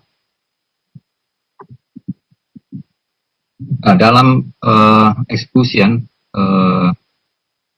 transisi energi ini, paling tidak kami melihat ada 7 hal yang perlu kami monitor dan juga optimumkan di sisi pembangunannya. Yaitu pertama adalah bagaimana kami memastikan secara baik project supervision-nya. Dan juga bagaimana ini karena mungkin nanti terkait dengan pihak-pihak stakeholder lainnya, koordinasi-koordinasi juga perlu dilakukan jauh lebih baik. Di sisi lain, masalah supply dan demand ini juga menjadi satu pertimbangan yang menjadi penting di satu daerah. Dan hal-hal lain tentunya juga terkait dengan optimisasi dari local resources. Misalkan pada kasus kita dedisialisasi misalkan, bagaimana kita bisa melakukan hibrid satu sistem yang nanti melibatkan RI dengan potensi local resources yang ada di sana, misalkan biomas atau energi yang lain. Financing tidak kalah pentingnya, ini juga menjadi satu faktor yang perlu menjadi pertimbangan kami. Dan sisi teknikal, dan ini yang sampai saat ini juga masih menjadi satu kendala dengan masih cukup tingginya mitigasinya, yaitu masalah kesiapan di sisi intermitensi effect, yang nantinya tentunya diharapkan juga tidak akan berimpact terhadap affordability dari masyarakat karena terimpact dari tarif yang meningkat. Sisi lain adalah sinergi antara pihak-pihak yang kontribusi di pembangunan RI ini. Saya rasa itu yang perlu kami share dari PLN terkait dengan kesiapan industri tenaga listrikan, khususnya PLN, untuk transisi energi. Terima kasih atas perhatian. Okay. Terima kasih, Pak Haryadi. Thank you for your presentation. I think it's quite clear here that PLN is trying hard to develop the roadmap despite the existing contract, because of a lot of contract has to be fulfilled. So that's where you put all the timeline that in 2025 there will be no more coal-based power plants. This is quite firm. And by 2030 there will be a phase out for the subcritical power plant. The existing coal fire plant is about 1 gigawatt, and it will be continued 9 gigawatt in 2035 and also 2040. Supercriticals will be phasing out up to 10 gigawatt. I think it's quite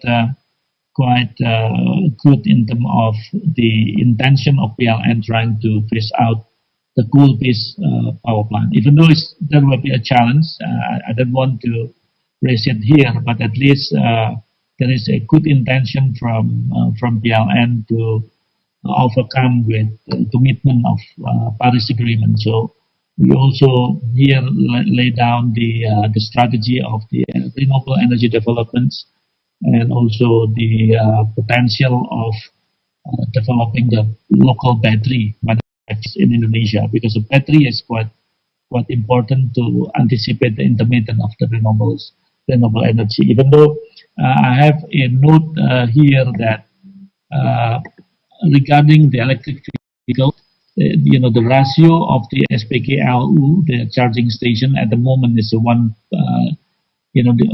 to 7, and just only 57 SPKLU unit that has been built at the moment in 35 locations. So 2025 we are aiming 88,045 charging stations. See, and also 11,240 of the electric vehicles, the battery station. So I think it's quite a big opportunity for development of the electric vehicle in the future. So thank you very much, Haryadi, for your presentation. And for the last one is quite important here. So Iman Rahman, from Pertamina. Before I ask Pak Iman Rahman to present his presentation, I'd like to read his bio. So Iman Rahman at the moment is Chief Investment Officer of Pertamina, starting 2020 up to now. And before that, Pak Iman has been CFO and Pelindo, a state-owned enterprise, Pelindo 2 and also Pelindo 3, a state-owned enterprise. This back in 2018, 2019, and Pelindo 2 in 2016, 2018. So Pak Iman Rahman graduated from University of Pajajaran as a bachelor degree in 1995 and continue on the business school, Master of Business Administration from Leeds University, UK in 1997. So now time for Pak Iman Rahman to present your presentation. Please, Pak Iman. Thank you, Pak Satya, distinguished ladies and gentlemen, and also all the panelists from the panel 6. I think what Pertamina want to deliver to in the panelists today is how Pertamina responding to the challenge of the global energy transition. So next slide, please. The acceleration of the energy transition towards the NRE, new energy, is driven by macro mega trends: urbanization, globalization, demography, climate, consumer behavior, technology industry 4.0, as well as widespread demand for carbon credit and ESG. Second, I think Pertamina has been also aligned his business plan or RGPP with the National Green Energy Strategy, accommodating transition energy through the implementation of 21 strategic initiative, which will be implemented in 2020 to 2024 in our RGPP, with the capex requirement for the next 4 years is about $92 billion to achieve the enterprise value target of $100 billion enterprise value in 2024. Indonesia energy demand is projected to grow 2.1% per year until 2040, and Indonesia energy demand mix still rely on the fossil fuel or fossil energy, but there's an increase significantly in the NRE. Pertamina is the main supplier for domestic energy, consists of 71% of the national energy demand. And the fourth one, I think Pertamina allocate most of the investment currently for the conventional energy, but also 9% of allocation of the capex will be on the new and renewable energy. I think this energy also aligned with other IOC, atau international oil companies, and also NOC strategies regarding capex for NRE with the 4.3% in 2020. And considering that there is still an increase in demand for conventional and NRE, Pertamina has developed an energy portfolio with agility and flexibility as well as discipline in ensuring a reasonable economic return, maintaining domestic energy security and maximizing domestic resources. Next slide. I think this slide will show you the background of energy global megatrend. If you see in the slides that since 1960, I think the fossil fuel demand CAGR is about 0.9%, and until 1850 to 2050, the significant increase is start in 2016 until 2050, when there's a rapid new and renewable energy growth in global. So if you see in 2016, the global primary energy demand is increased about 14% from 571 million terajoules to 650 terajoules in 2050, with the CAGR about 0.8%. And as we can see, the peak of the energy demand will be on 2030, and then will be flat until 2050 onwards. Next slide, please. If you see from the global challenge that the one which will be impacting on the energy global demand was energy disruptions, and also in the COVID-19. Yeah, the global energy demand will see a significant disruption, both in the short terms due to the COVID and the longer term due to disruptions. If you can see from the oil and gas sectors, in the global demand is impacting by that the global demand will be peak up by 2030, and EV gaining a rapid momentum to global annual EV sales will be increased by 100 million by 2035. But the impact on in the short term by changes of COVID-19 will impact on the oil and gas through the global and demand drop by 6 to 12% in 2019. Compared to 2019, gasoline and diesel demand impacted by the lockdown after heavily impacted, and also the rebound of the oil and gas past the change of the COVID-19 will be expected by second half 2021. In the petrochemical sector, the global demand affected by the chemical sector accounts for more than half of the oil demand growth in the next 15 years. And changes in due to COVID-19 in the petrochemical sector will impact on the degree of impact varies by the use of industry. For instance, auto sector demand sees up to 9% drop, and packaging demand for a petrochemical increase, for instance, like a food, water, increased price drop linked to crude. The third sector will be the gas sector.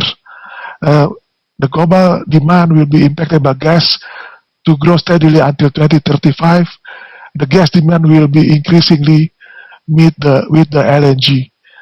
But in the short term, by the COVID-19, the global LNG demand could be reduced by 18 to 13%.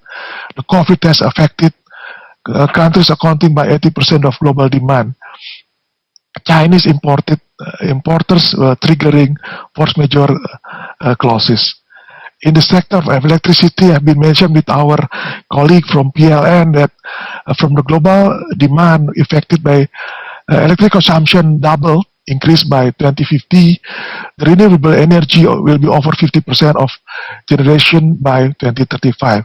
But in the short term, due to the COVID-19, the electricity demand will be reducing. 10 to 20% reduction in industrial consumption in the city, and also increase in the domestic demand for electricity, especially for the new and renewable energy. And the last one is about digitalizations, that global demand will be affected by digital transforming entire energy value chains, and then in the short term will be impacted by digitalization, maybe expedite due to the remote working and focus on the cost reduction. Next slide, please. In Indonesia, how about Indonesia challenge for the energy disruption and COVID-19? The previous slides mentioning about the global trend, but for Indonesia, COVID-19 expected substantially disrupted energy demand in 2020 to 21, but demand expected to recover by next year. So in Indonesia, in the oil and gas sector, the Indonesian oil and demand expected to grow but slower, as can be seen that by 2030 will be the peak for the oil demand. But oil demand will for the transport expected to be 2033. E2V may be reached 18 million by 2035. But in the short terms, the demand will drop in 2020 and will recover in 2021. For the gasoline, will be 18% reduction, driven by the lower road transportation. But by diesel, will be a reduction by 12% from transport and industry, additional 10% reduction due to B30 mandates. In after 30 to 50% decline by 20 to 21, LPG is about 5% increase in 2022 by 2021, and MENGO will be a reduction by 3.6% in 2020. In the petrochemical sector, the oil demand in chemical will be increased by 5 times in 2035 from 70 kbpd in 2017 to more than 350 kbpd in 2035. In the short term, the petrochemical will drop by 5% in 2020 to 2021, but recovers by 2022. In the gas sector, the transition from a net exporter to be a net importer by 2028 if a new domestic resources cannot be monetized at the economic prices. And in the short term, the gas demand growth slows down to 1.4%, driven by the lower fertilizers and power demand.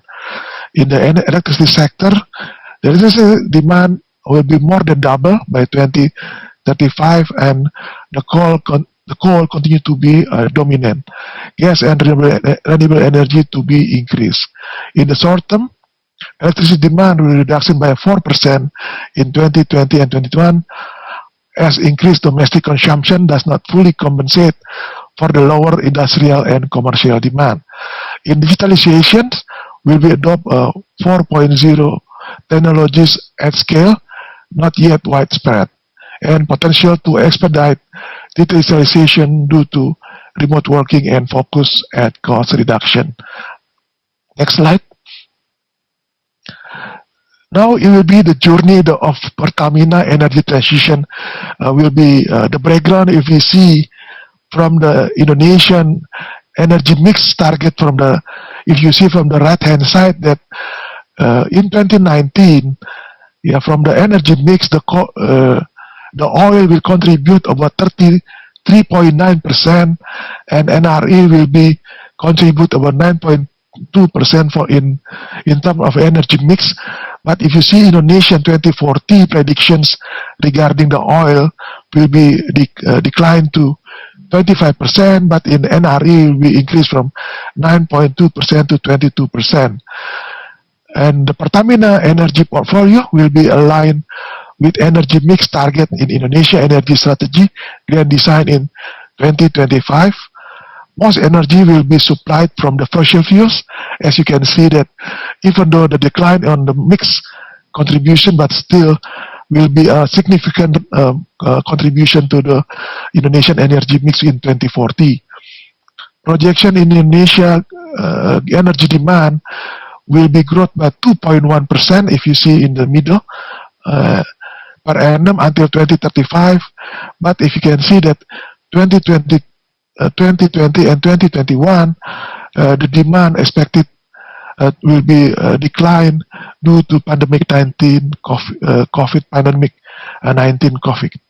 And energy mix perspective to be achieved target will be 29% lower emission in 2030 as been stated in the Paris Agreement. Next. The next thing is about Pertamina. How Pertamina align with the Indonesian Grand National Strategy. I think Pertamina built an integrated oil and gas supply chain to supply domestic demand and actively built an NRE portfolio using domestic resources. If you see from in the right hand side of the Pertamina energy mix, Pertamina energy mix will align with domestic global energy demand. In the period of 2020 to 2030, there will be a decrease in the refinery mix, but an increase in NRE. If you see from NRE will be increased significantly from 2019 is about 1% to increase to 17% in 2040. And if you see that, if you see from Pertamina supplies will be contribute about 71% of the total Indonesian energy demand. Next slide, please. What about the capex? As I mentioned to you earlier, that if you want to contribute increasing in the energy mix from the fossil fuel to NRE from 1% in 2019 to 40%, to 17% in 2040, Pertamina have already planned to spend about 92 billion capex in 4 years, since 2020 to 24. And in the total of 92%, 8 billion will be spent capex to the gas and power and also NRE. It will be consist of 4 billion to the transportation and distribution pipeline, 0.3 billion liquefaction and aggregation unit, and 3 billion for integrated power plant, and 0.7 billion with other power, gas, and NRE. And with the total 9% allocation for NRE, I think we will be aligned also with other IOC strategy with the capex spending for NRE is about 4.3% in 2020. Next slide. So the next time, I think what the opportunity for Pertamina to transform from the current fossil fuels contributor mix to the new and renewable energy portfolio. I think anticipating the NRE growth for Indonesia energy mix, as I mentioned to you earlier, that 1% to 17%, Pertamina have to already develop several projects, 8 projects and activities to be expanded as a green energy portfolio for Pertamina. I think the first one is regarding the geothermal. As you can see that due to the transformation of Pertamina, Pertamina formed a subholding of power and new renewable energy as a subholding, independent subholding, and that's including our PGE, Pertamina Geothermal Energy. So the geothermal will be increased the capacity from 672 megawatts in 2020 to 1,128 megawatt in 2026. Second, about hydrogen. Pertamina has started the initiative for utilization of the green hydrogen in Indonesia, which will use for electricity from Pertamina geothermal field with a total potential at 1,600 kilogram hydrogen per day. The third initiative regarding, as mentioned with our Haryadi from the PLN, that Pertamina with the PLN, with also with the Inalum, MindID, and Antam has already joined the Indonesia Battery Corporation as a joint venture product targeting with the 0.2 gigawatt hour capacity to 140 gigawatt hour in 2029. Develop the EV battery ecosystem also including swapping and charging battery, as Pak Satya mentioned earlier as well. I think the fourth initiative regarding gasifications, methanol plant construction for gasification with the 1,000 kilo barrel per day capacity. The plan of our gasification will be on stream on 2025. The fifth initiative will be the green refinery, the construction of green refinery with capacity 6 to 100 kiloton per annum in 2025. The sixth one is about the bioenergy, the generator capacity enhancement in 2026 consists of biomass or biogas 153 megawatt, the bio-blending gas oil and gasoline, bio-crude from algae and ethanol for 1,000 KTPA on stream by 2025. And the sixth initiative regarding the circular carbon economy, Pertamina plan to apply circular carbon economy in several areas for recycle biomass and biogas to reducing the carbon economy by solar PV, EV, LNG bunkering, and also reuse CO2 for the EOR and also for methanol. And the final initiative regarding the new renewable energy, one is about DMA, dimethyl ether, with the capacity of 5,200 KTPA on stream by 2025. And secondly, generator capacity enhancement in 2020 to 2026 with the solar PV, bio, and also hydro. I think that's all about my presentation, Pak Satya. Thank you very much for your attention. Thank you. Thank you, Pak Iman, with your presentation, because I saw here in your couple of slides, at least in the last slide, it mentioned about the Pertamina intentions, to reduce the emissions through various activities, starting from geothermal, hydrogen, battery, gasification, and clean refinery, as well as the bioenergy, circular economy, and also renewable energies. And it shocked us probably, in this presentation that it requires a lot of investment. Upstream itself consists of 64 billion US dollars, downstream is around 20 billions, gas and power around 8 billions. I think this is quite a big number, with those initiatives trying hard to decarbonize the industry, and particularly on Pertamina portfolio. So I think we finished with all the presentations this evening, but I'd like to remind all of you that we are running out of the time. We're supposed to finish actually at 7, but because those presentations are so important, so I cannot stop while you're presenting. So this way, I squeeze a little bit probably on the Q&A question and answer, and I probably start with what I received here. First is to Francois.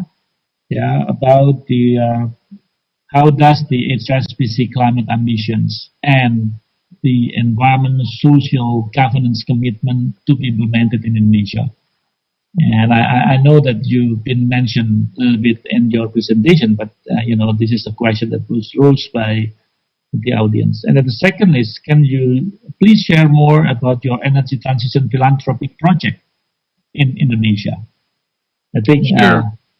Please answer that question. Yes, so thank you, Pa. So on the first question around the climate ambition and the ESG drive, and what it means for us here, in Indonesia. And so I think that since the group has announced the net zero ambition, so we have engaged with quite a wide range of stakeholders. So it includes our shareholders, government bodies, business players, but also we have worked quite closely with NGOs and to get their feedback and input. So we have actually proposed in our shareholder resolution that was passed in our last AGM last month, this resolution to really tackle climate change. And so in Indonesia, we are also moving into a more green and sustainable development economy under the National Long-Term Development Plan, as well as the roadmap for sustainable finance in Indonesia led out by the OJK. So there will be a need for a lot of investment in critical areas like infrastructure, environment, forestry, energy, mining. So we are working very closely for our clients to see how we can help them and support them in a transition program, and bringing some of our experts to brainstorm with them on how we'll transition. With the government, I mentioned we have finance and we have helped them to structure a green bond. The first one was in 2018 that we structured for government, and we have also done quite a lot of green sukuk. So that's two examples of things that we are also doing.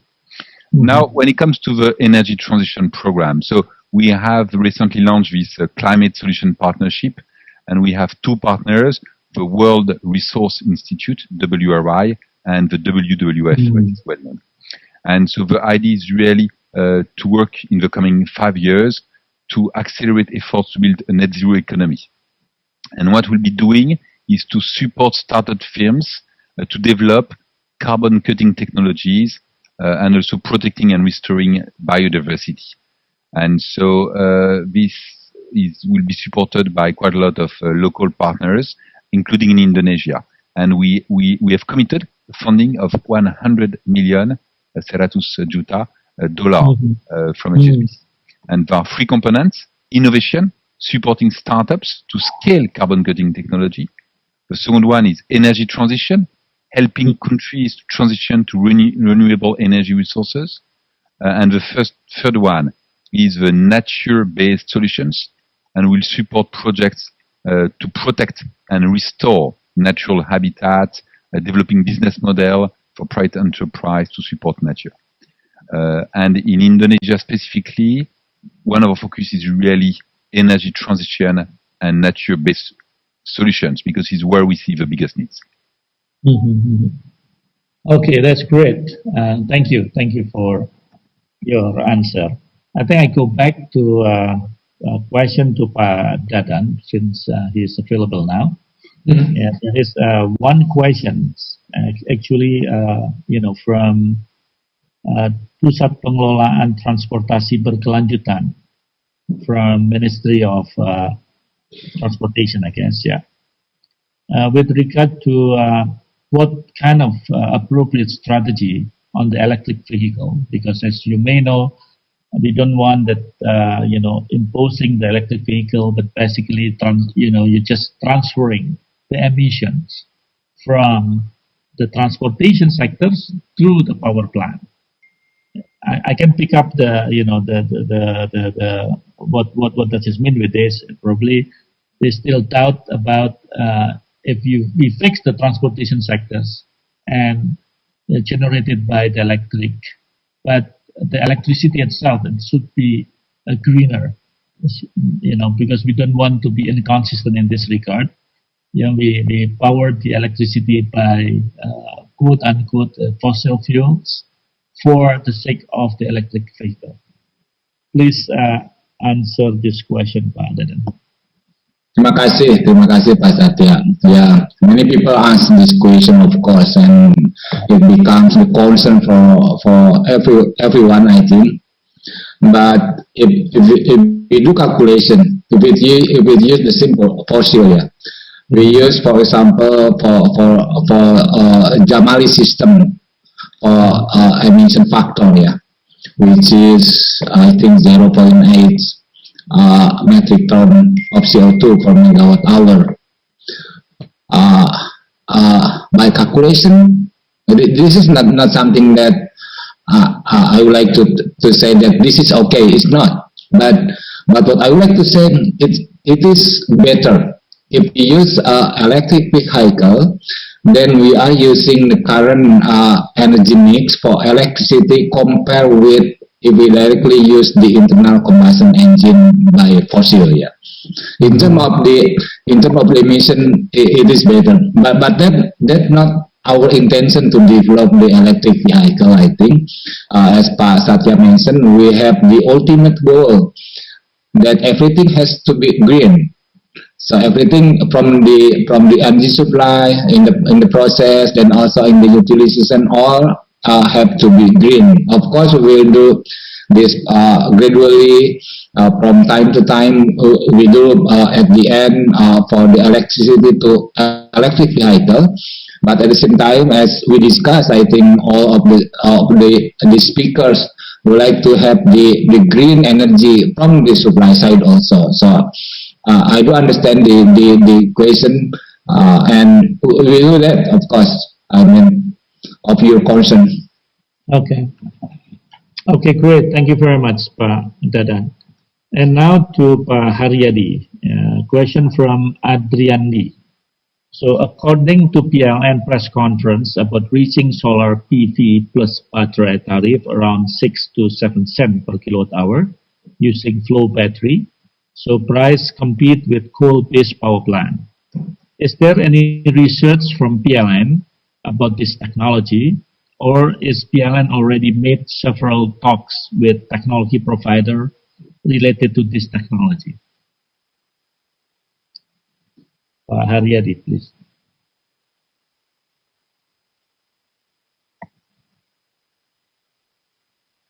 Haryadi, you still mute. Please unmute. Okay. Nah. Terima kasih Pak Satya Yudha. Saya lupa untuk unmute. Terima kasih pertanyaan Pak Andriandi terkait dengan baterai, flow baterai. Jadi untuk memberi penjelasan seperti yang telah kami sampaikan tadi, di mana visi 2060 itu dibangun dari beberapa assumption. Yang pertama adalah assumption adanya penurunan atau improvement inovatif teknologi di sisi baterai. PLN dalam hal sebagai perusahaan utilities dan bukan perusahaan inventor teknologi, kita mempunyai kebijakan untuk melakukan yang namanya adoption teknologi. It's not invent teknologi. Jadi yang kita lakukan adalah melakukan evaluasi, scanning, kemudian screening, dan assessment dari teknologi-teknologi yang ada.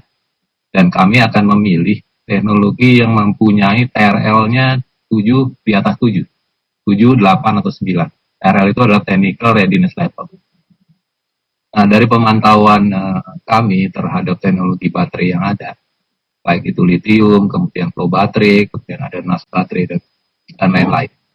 Terlihat bahwa penurunan LCOE dari flow baterai ini cukup tajam di 5 tahun terakhir. Kami mencatat bahwa untuk lithium ion itu sekitar 28%, tapi untuk flow baterai bisa mencapai 38%.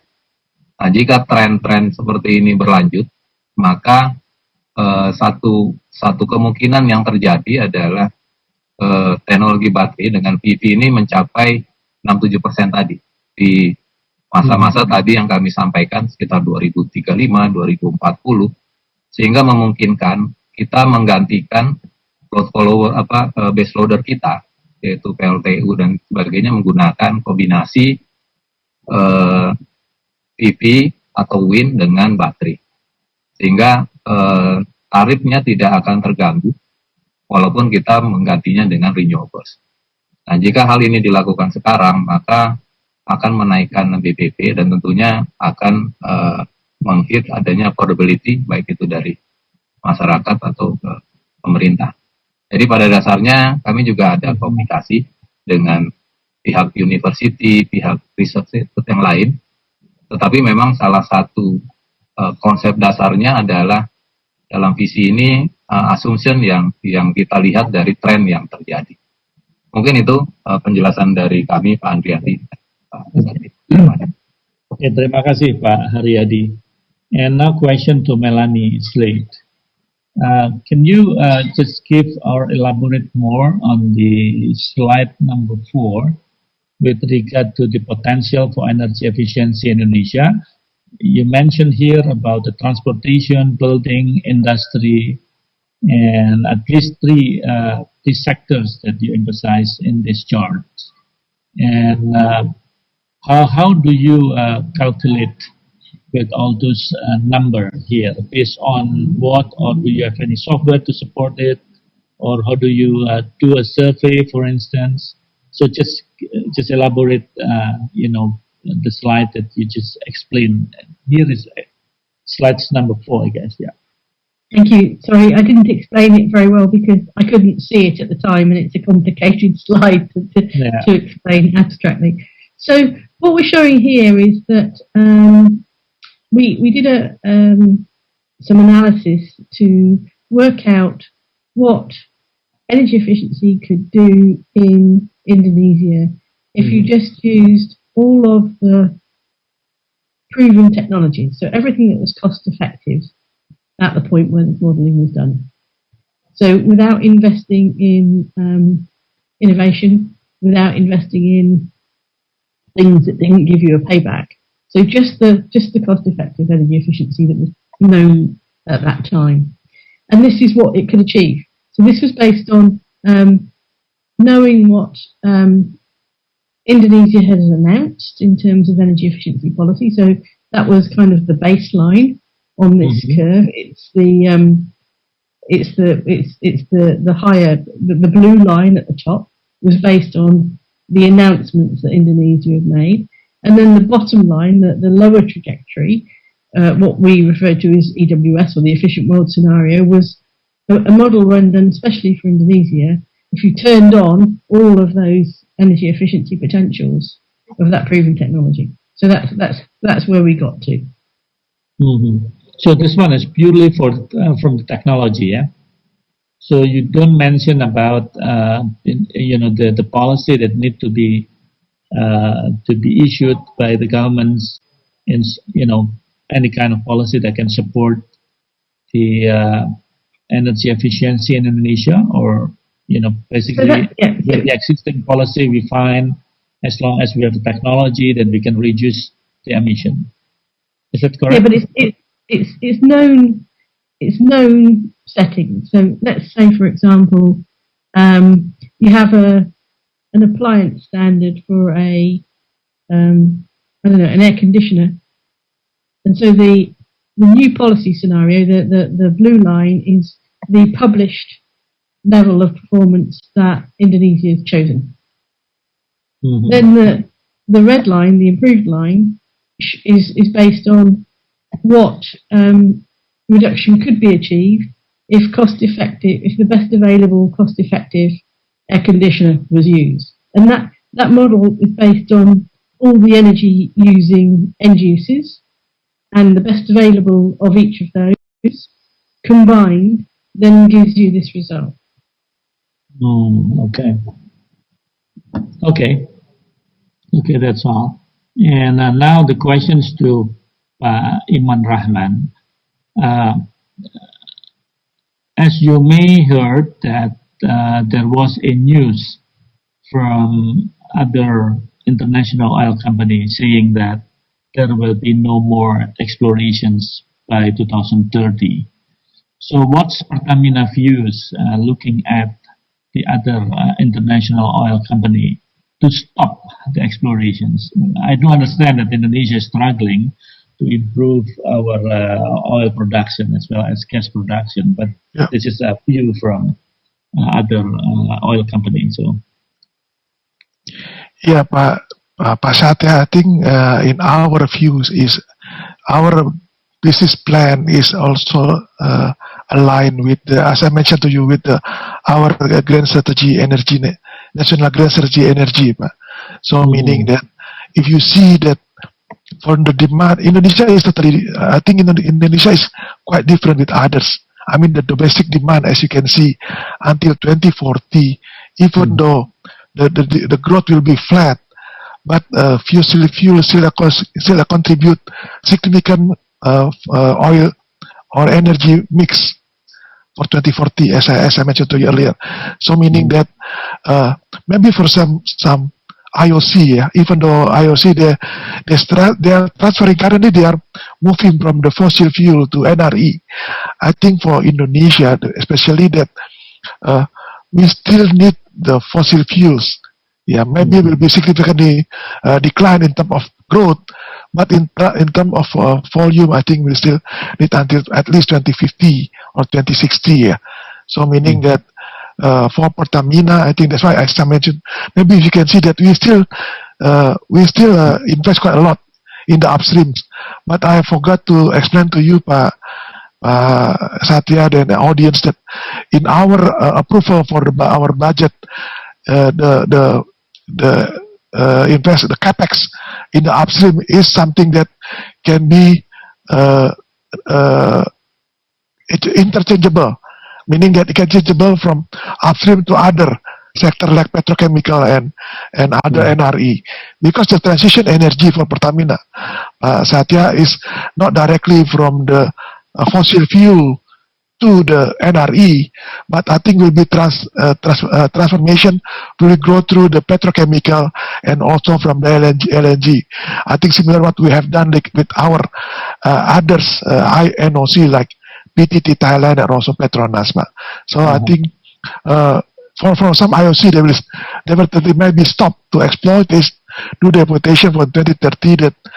But I think in some NOC maybe they still have be, at least they don't want to do the exploration, but for the new inventory. But I think for the existing one, they try to maintain the productions. I think that's from my point of view, Pak Satya. Okay. This is quite unique for Indonesia. Yeah.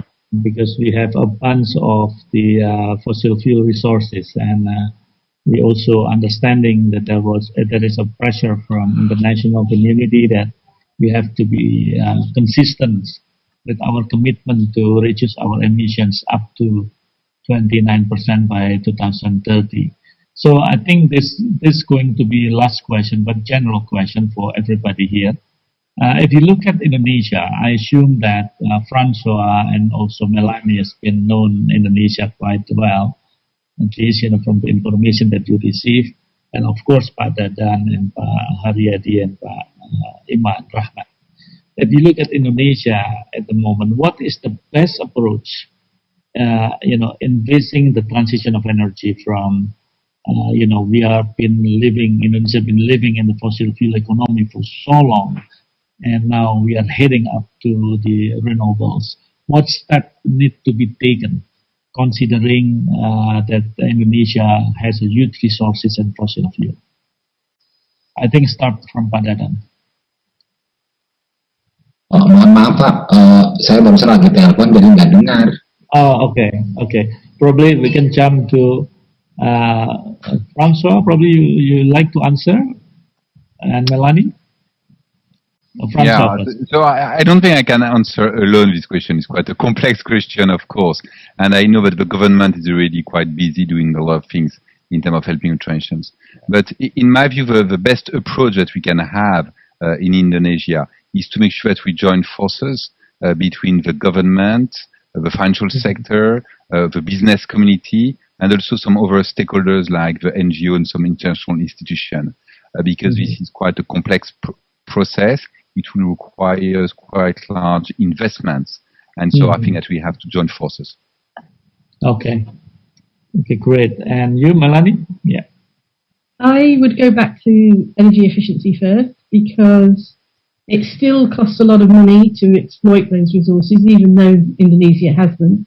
So if you don't need that energy, that's the cheapest way of approaching this clean energy transition. So use as much cost-effective energy efficiency as quickly as possible.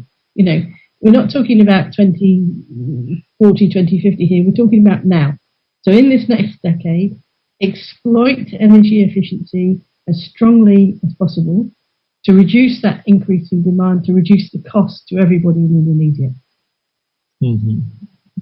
Okay, so the energy efficiency has to come at the first place, yeah, before we draw another strategy. Okay, correct. Pak Haryadi, apa Pak strategi yang terbaik? Terima kasih Pak Satya.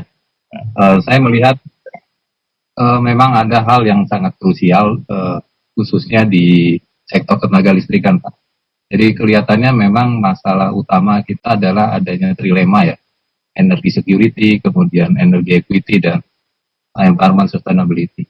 Saya rasa ini hanya bisa dipecahkan jika terjadi mutual understanding, Pak, yang cukup baik dari stakeholder semua untuk sama-sama berbicara dan mencari solusi bersama. Karena masalahnya sangat kompleks tadi seperti yang disampaikan oleh Francois dan juga speakers yang lain, bahwa kita perlu duduk bersama, Pak, intinya. Karena kalau tidak duduk bersama, saya rasa sulit sekali kita untuk mencapai tujuan-tujuan yang tadi digariskan. Itu saja mungkin dari kami. Oke, silakan Pak Iman. Yeah, I think for my personal opinion, Pak, I think net zero is not only a statement, yeah, Pak. It's lots of work as a stakeholder that we have to do. Yeah, meaning that as you can see that some countries has already been make a statement, Pak. 2050, UK, Norway, and so on, they're starting to mention, and then it doesn't mean only a statement, but have to be followed by other stakeholders, like for instance, like Pertamina, like PLN. How do we do the mix, yeah, of the energy in our business plan for the next 20 or 30 years onwards? So I think as Francois and Pak Haryadi mentioned, this has to need some coordinations and collaborations between the government and also with the business sectors to implement the statement of a net zero and others for Indonesia. Thank you. Okay, Pak Dadan, I think you pick up a little bit from the answer. Thank you, Pak Satya. Finally, okay, what your feeling?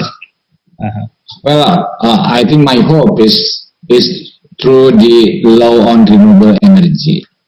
It will be one possible way for us, to consider all related stakeholders, then accommodate the mechanism, the process, the contribution, and also the financing part. So if we can manage to put that all necessary regulation in renewable energy, in my opinion, law on renewable energy will serve as the law for net zero emission, I think. So that's the one that can combine all effort together, considering the concern from any kind of the stakeholders. But okay, so the key point is the pricing. I think pricing issues. Yeah, if we are able to put renewable as cheap as possible, can compete with fossil fuel, it make easier for the industry and also the community to pick up with the renewable initiative. And the second